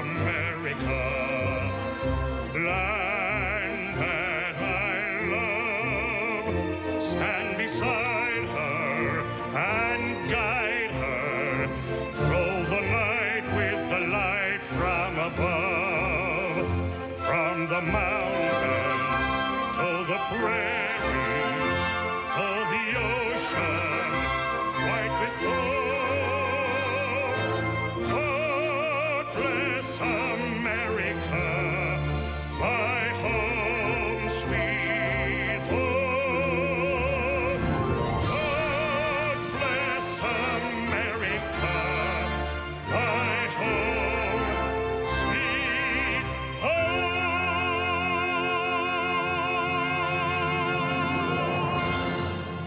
Kids.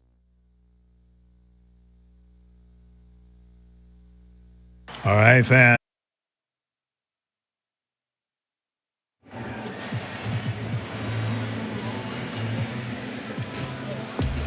Thanks, guys. 6-8-1 for the Yanks, 4-4-0 for the Orioles. Bradish won 4. Alonso with a home run, second in 2 days. Ryan Weathers pitched well. Cody Bellinger has been great. Hey, just a side note on Hill, as Anthony Nunez comes in for the Orioles. Hill has 8 one-pitch plate appearances this year. 0 for 8 with 2 double plays.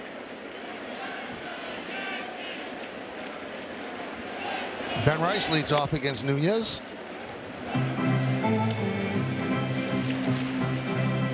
Alexander moves to third. Beavers in center field.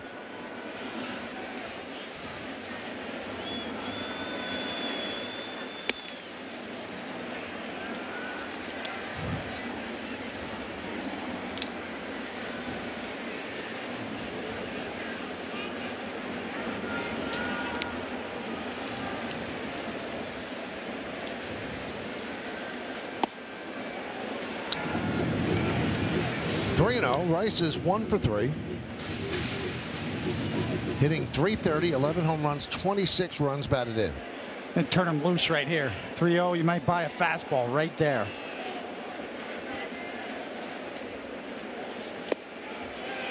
Ball 4.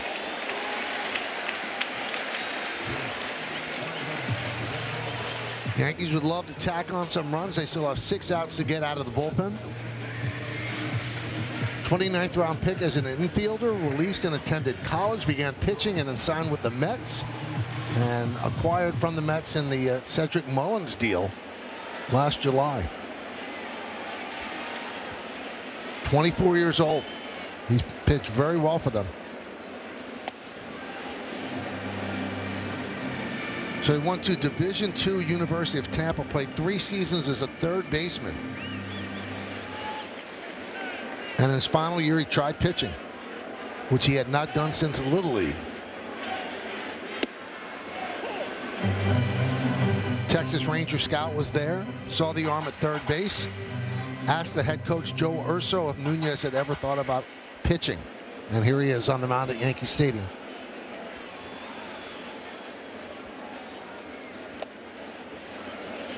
Two and one.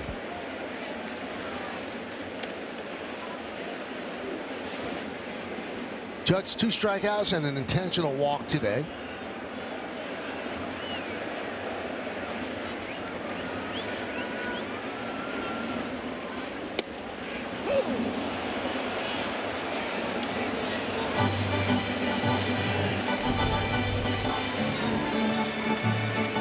Coming in the front door, kind of locks him up a little bit. Judge 51 home runs in his career against the Orioles. Runner goes. Pitch is way outside and knocked down, so a stolen base for Rice. Now adding speed to his repertoire. Yeah, just a good read. If they're going to give it to you, then you just take it. Not really paying attention. Big leg kick. Off he goes.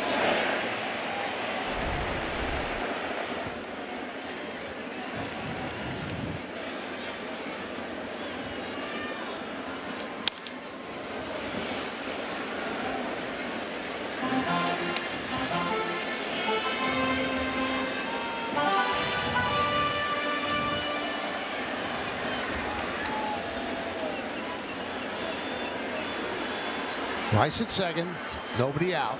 3-2 count on Judge. And a walk. And if you're keeping track of such things, that's the 37th full count that Judge has seen this year. Only Mike Trout and New York Kami have more. Help America's Heroes. Donate $11 a month and amplify your impact with a car or land donation. Go to t2t.org. Drew French comes out and talks with Nunez. Gives me time, David, to send out birthday wishes to my wife, Jody. So happy birthday, Jody, who puts up with this crazy schedule and raising 2 kids. So hope you're having a great day. I'll join you a little later. Here, here. Happy birthday.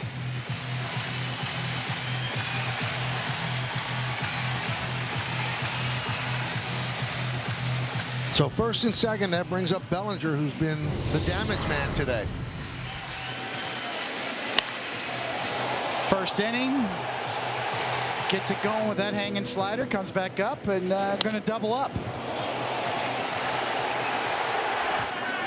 Multi-homer game. Now, he has one career 3 home run game, and that was last year with the Yankees.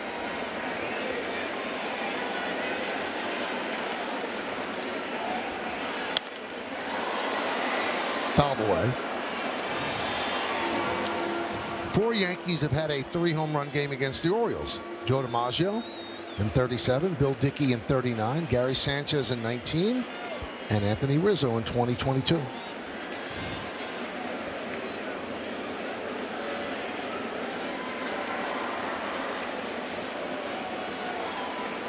Two against the Browns and 2 against the Orioles, but this franchise.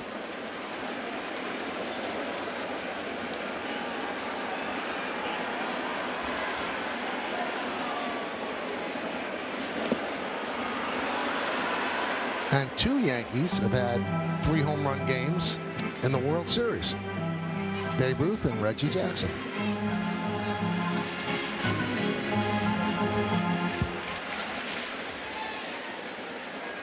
Now there's a problem with the pitch count for Adley Rutschman. Rico Garcia and Dietrich Enns.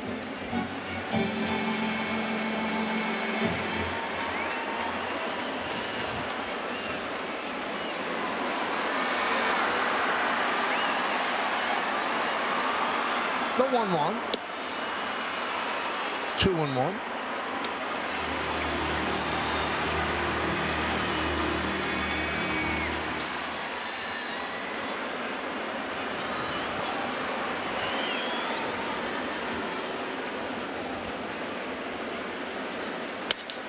Grounded, and off the glove of the diving Jackson into center field. That allows Rice to score. Judge moves to third. It's another hit for Bellinger. Another run batted in. Another run for the Yankees. They're up by 3.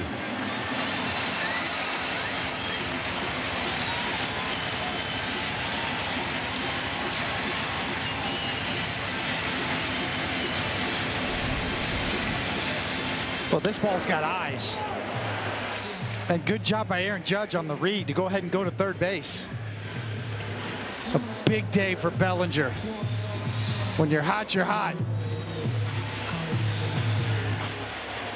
4 for 4. Still nobody out, first and third. Here's Chisholm. There goes Bellinger. The throw to second. Not in time. What a day for Cody Bellinger.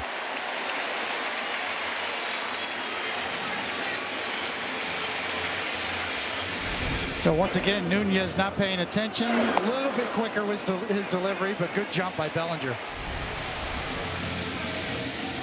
Second, third, nobody out. Second 4-hit game that he's had with the Yanks. And now the infield comes in, trying to cut off that run.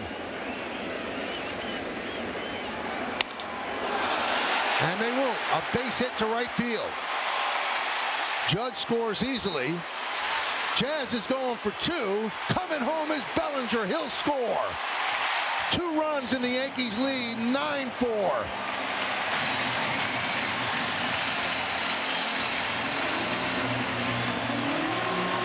Let's see if Jazz is okay. He's still down at second. Now he gets to his feet. They made that throw to second, David, never even looked at the runner coming home. Yeah, the Yankees are taking all kinds of advantage on the base pass in this inning. First, Jazz Chisholm gets on top of this pitch.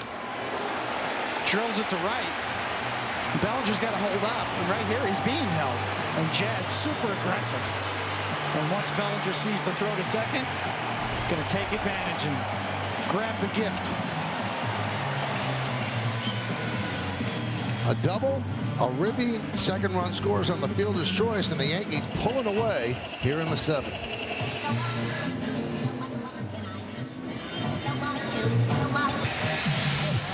Yankees Baseball on Yes is brought to you in part by Nissan. Hop into a Nissan Rogue and hit the road to adventure. Shop NissanUSA.com.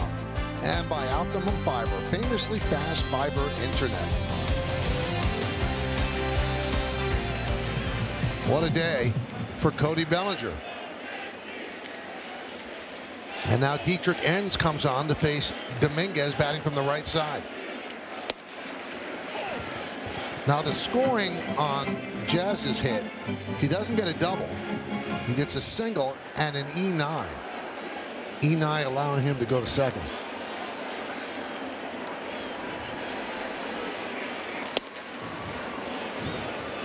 I didn't see the bobble. I thought it was all Jazz hustling. Yeah, I'm not sure I see that either.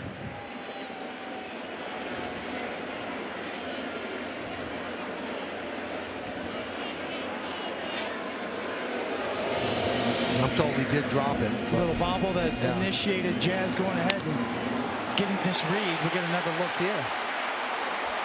Yep, a little bit of a kick.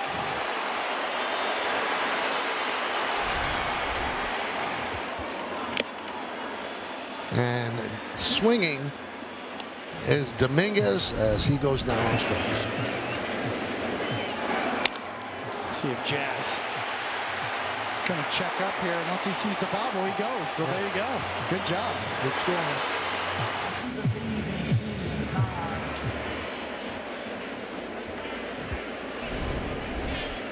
So one down. Here's Escara.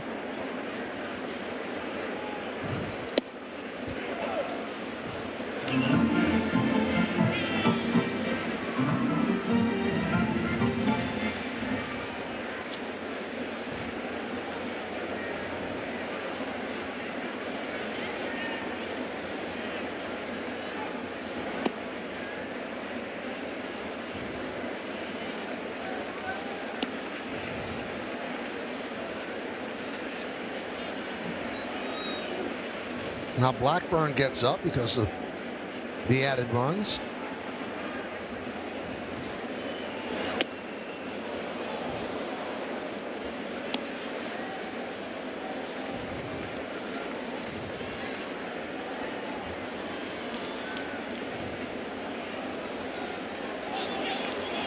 Oh, they've got Jazz hung up. And Enns does the right thing, runs right at him. Now he's in a rundown. Making him work. And the tag finally made, and Jazz is out.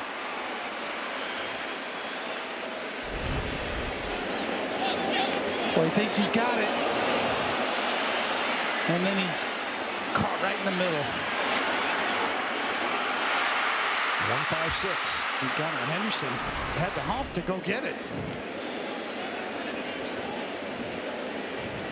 And he scored a caught stealing, 1-5-6.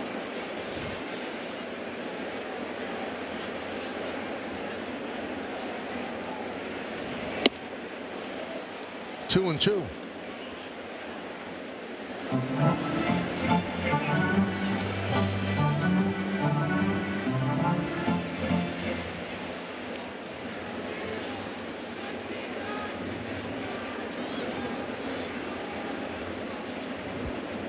And steals. Line down the right field line. It is a base hit, and it goes into the corner. Escara will pick up a double.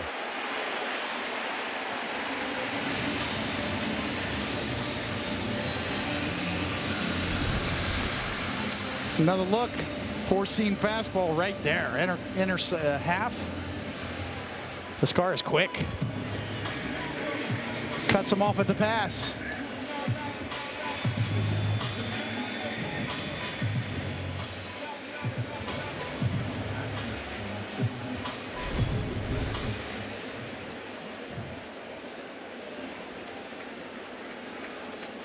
Here's McMahon. He's 1 for 3 today. Yankees lead 9-4. 9 runs on 11 hits. Orioles 4 runs on 4 hits. Yankees have put up a 3 spot here in the bottom of the 7th. Give themselves some breathing room. 1-1. Every Yankee batter in their lineup has reached base today. 7 of them have hits.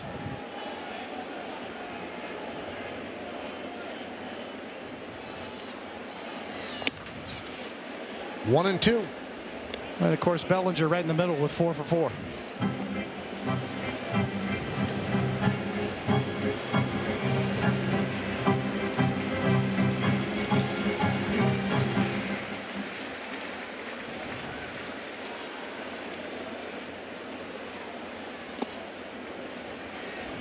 Two and 2 on McMahon.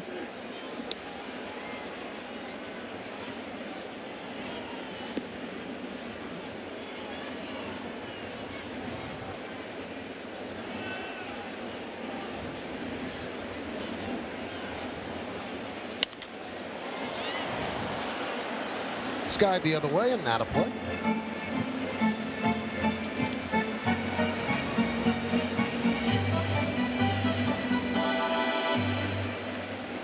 Enns was actually activated off the IL today, missing a month with a left foot infection.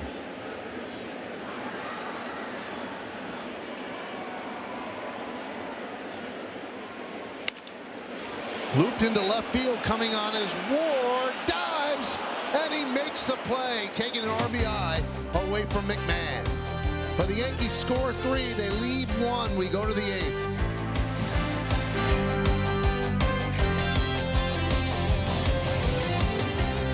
Welcome back, where the Yankees are leading the Orioles 9-4 as we head to the top of the 8th. May is ALS Awareness Month, and with that in mind, Aaron Boone and Garrett Cole presented Sarah Langs, a former ESPN writer and researcher, currently with Major League Baseball, her very own autographed Lou Gehrig's Day bat.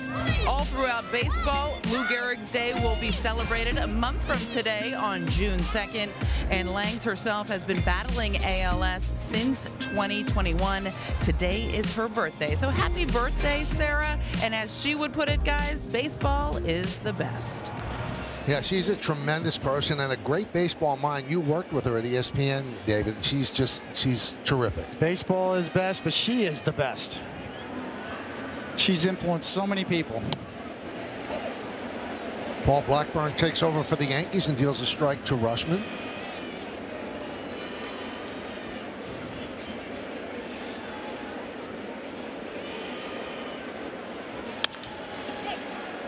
Caballero, backhand, sets, fires, 1 away.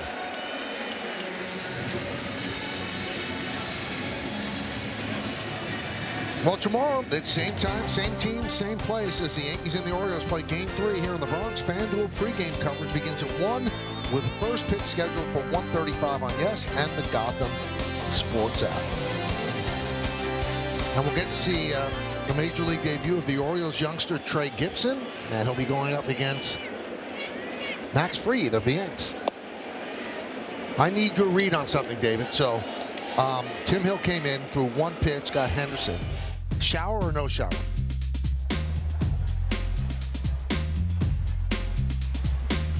Definitely a shower. Yeah? Yes. Just, warming up? You're working up a sweat? You're working up a sweat. Okay.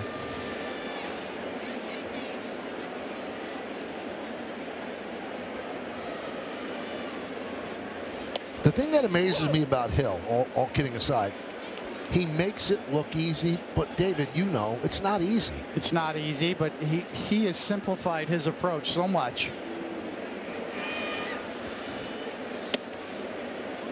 It's almost like Mariano Rivera. When he came in, you knew he was just going to throw 1 pitch. It was a 95-mile-an-hour cutter. But Tim Hill throwing sidearm at 90 miles an hour with movement all over the place.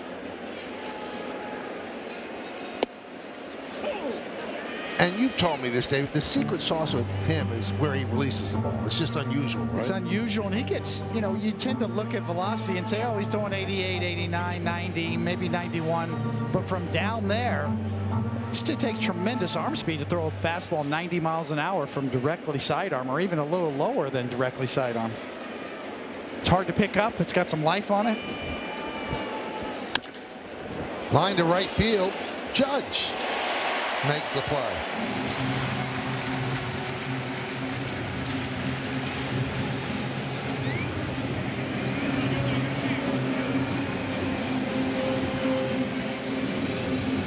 What do you think? It's like Little League? You just leave your uni on until you just hop in the car and drive home and wash your uni at home? Or Yeah, you get the ice cream. stop for ice cream on the way back? Cowser pinch hitting for O'Neill.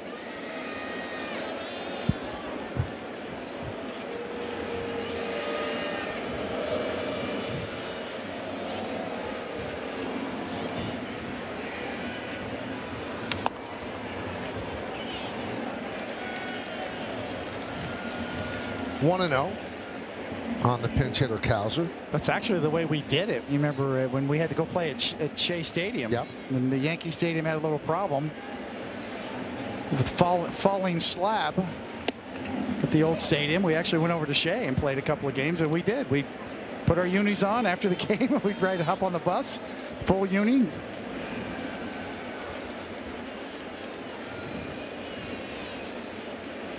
All right, so here's the better question, though. You're in uniform. You didn't play at all. You didn't throw a pitch. You didn't warm up. Shower or no shower? Shower. All the time. All the time. All right. You have to shower.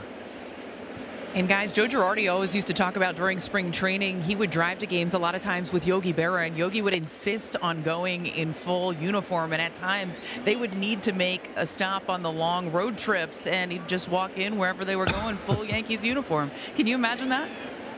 You probably think it was a prank. Here's Yogi Berra. And there's a walk. Could totally see that with Yogi.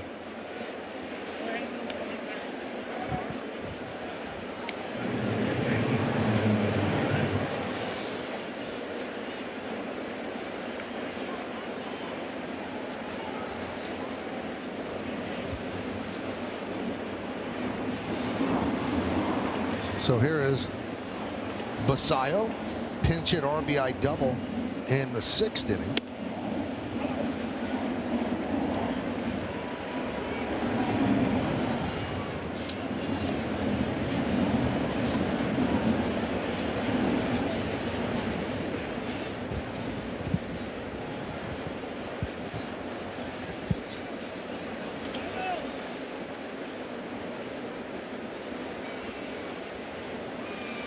So I guess, David, you'd be shocked to learn I go 3-4 broadcasts in a row without showering. You're not going to shower tonight? No sweat. Why should I?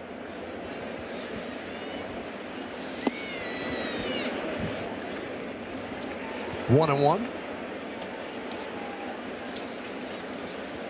Got a birthday dinner tonight? Yep. Yep.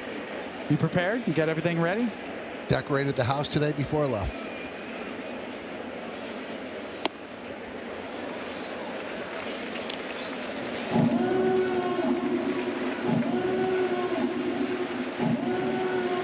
Hard to shop for, though. She doesn't like jewelry.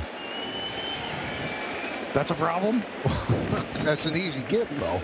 Swing and a miss. Basayo down on strikes. So the Orioles strand one. We go to the bottom of the 8th. Yankees up by 5.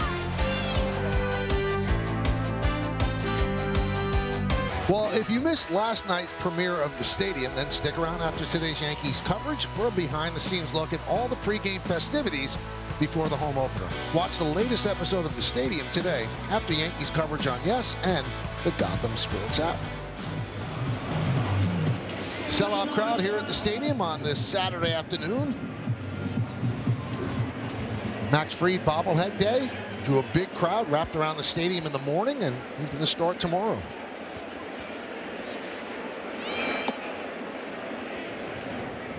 So Cowser takes over in center field. Beavers moves to right field. And a new pitcher, another lefty, Nick Riquet.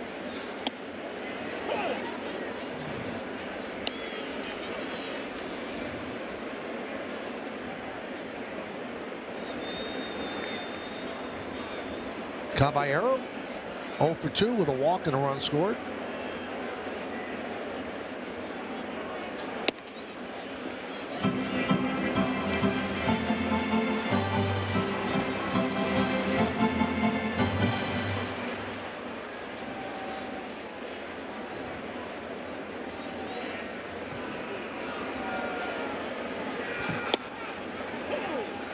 Two.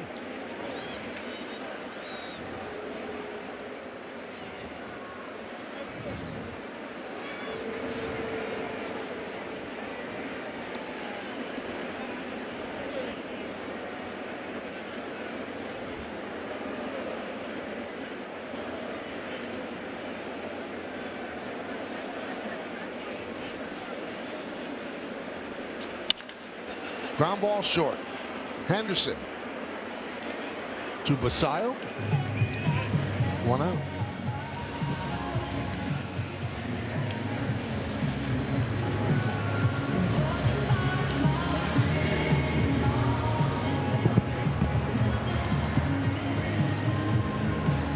Nice day for Trent Grisham. A walk, double in the third, run scored, big home run in the fourth. He struck out looking in the sixth. So the batting average not where he wants it to be, but 5 home runs, 18 runs batted in.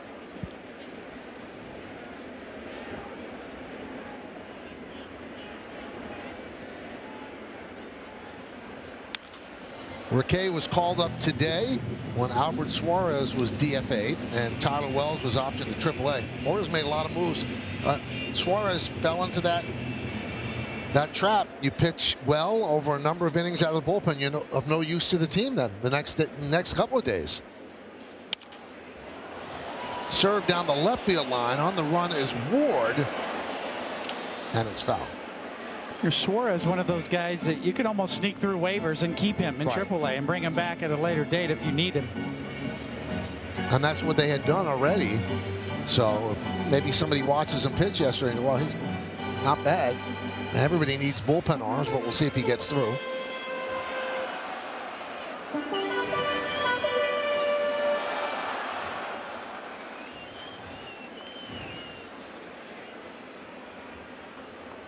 Now, I know all of our great viewers watch the whole game, but here's a reason to stick around.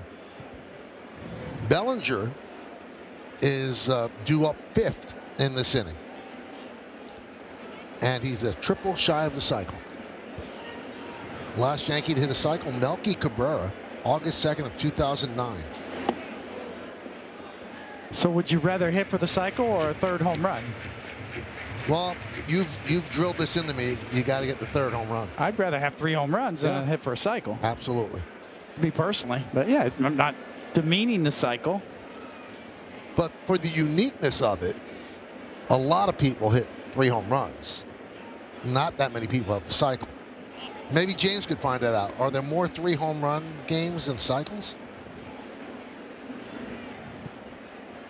In Yankee history, there have been 15 cycles.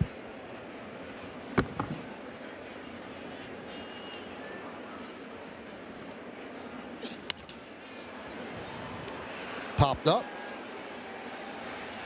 And I think there have been 43 3-home run games in Yankee history.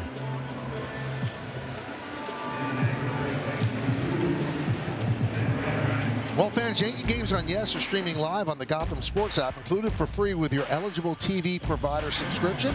Download and sign into the Gotham Sports app now and check out all the great Yankees content, including game highlights, post-game sound, and the team's official podcast.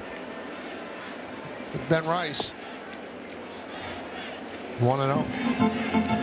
All right, so I'll give you maybe a harder question. You're winning by 5. You hit a double. Do you try to stretch it to a triple when there's a chance you'll be out? In a 9-4 game? Yeah. Yeah, maybe.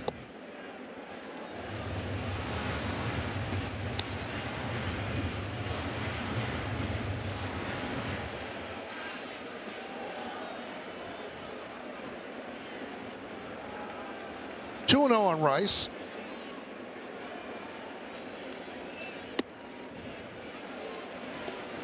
This is what Boone was talking about before the game, how he controls the strike zone. All right, so the numbers are in, David. 3 home run games in Major League history, 714. 351 cycles. And there's ball 4 as he walks for the second time. Now all Judge has to do is get on. Bellinger has his chance.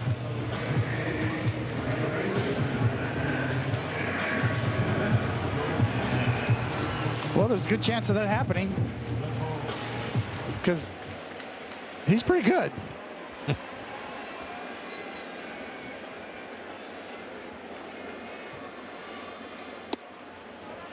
And a strike.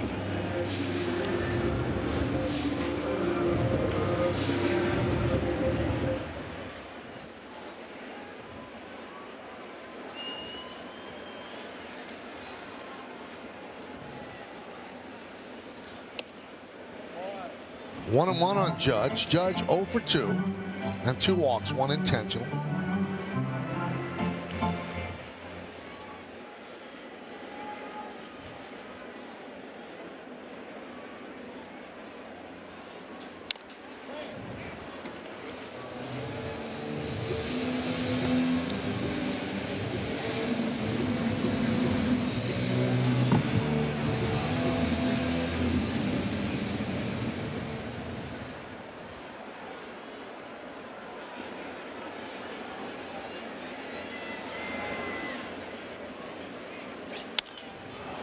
Skied the other way and out of play.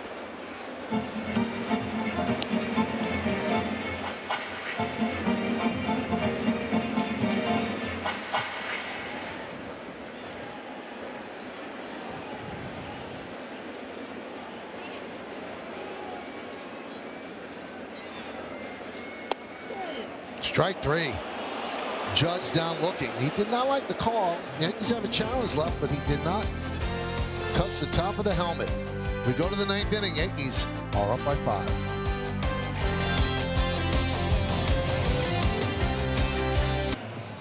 Well, fans, after the final out, get highlights, analysis, clubhouse interviews, and we'll hear from Aaron Boone on the manager's report. That's all coming up on the WB Mason Yankees postgame. And Jeremiah Jackson takes a strike from Paul Blackburn, trying to get the final 3 outs.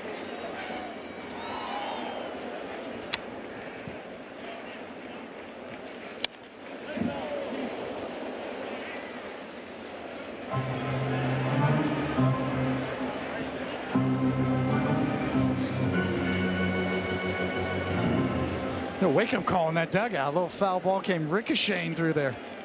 Take cover.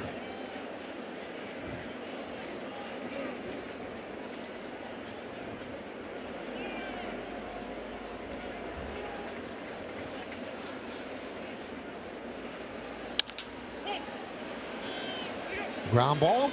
They get Jackson. Now Jackson actually is the youngster who had a screaming line drive into the Orioles dugout at Camden Yards that hit the manager in the head. And he left right after this, but came back to watch him. There it is. You'll see it hit him right in the side of the face.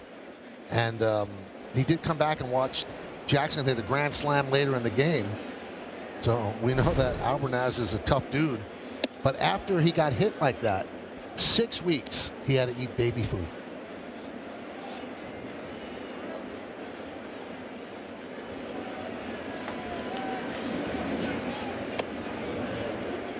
So the last thing you expect. Yeah. Coming at you that close, at that angle. Now, Albernaz was the bench coach for Stephen Vogt with the Guardians for 2 years. So when the Orioles came into Cleveland, because he had heard that Albernaz is eating baby food, he had all baby furniture put in the manager's office.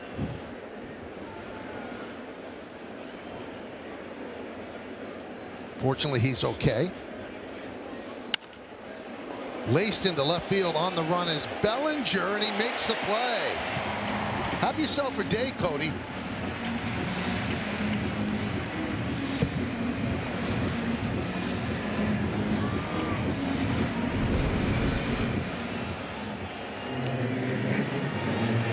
Just gets consistently good jumps.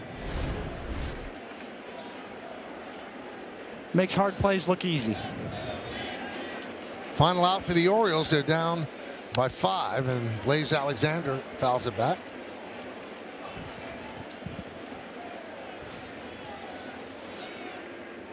Get to see Max Fried dealing tomorrow.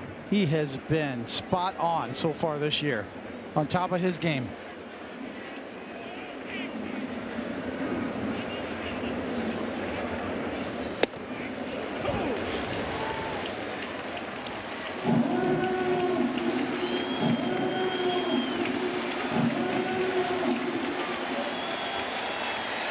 A strike away from nailing this one down. Fouled away.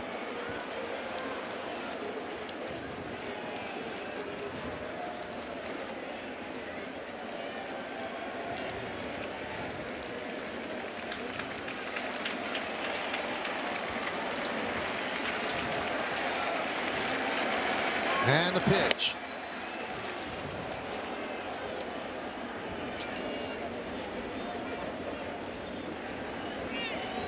Nine 11-1 Yankees, 4-4-1 Orioles.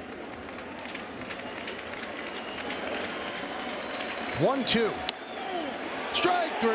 And it's going to be challenged by Blaze Alexander.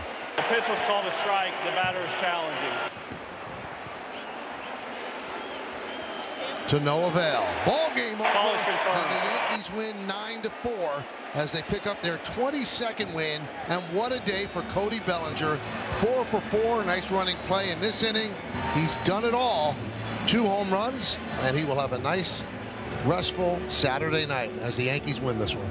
Yeah, everybody's coming on board now. It seems like the production in the Yankees lineup is starting to spread out a little bit away from Rice and Judge only.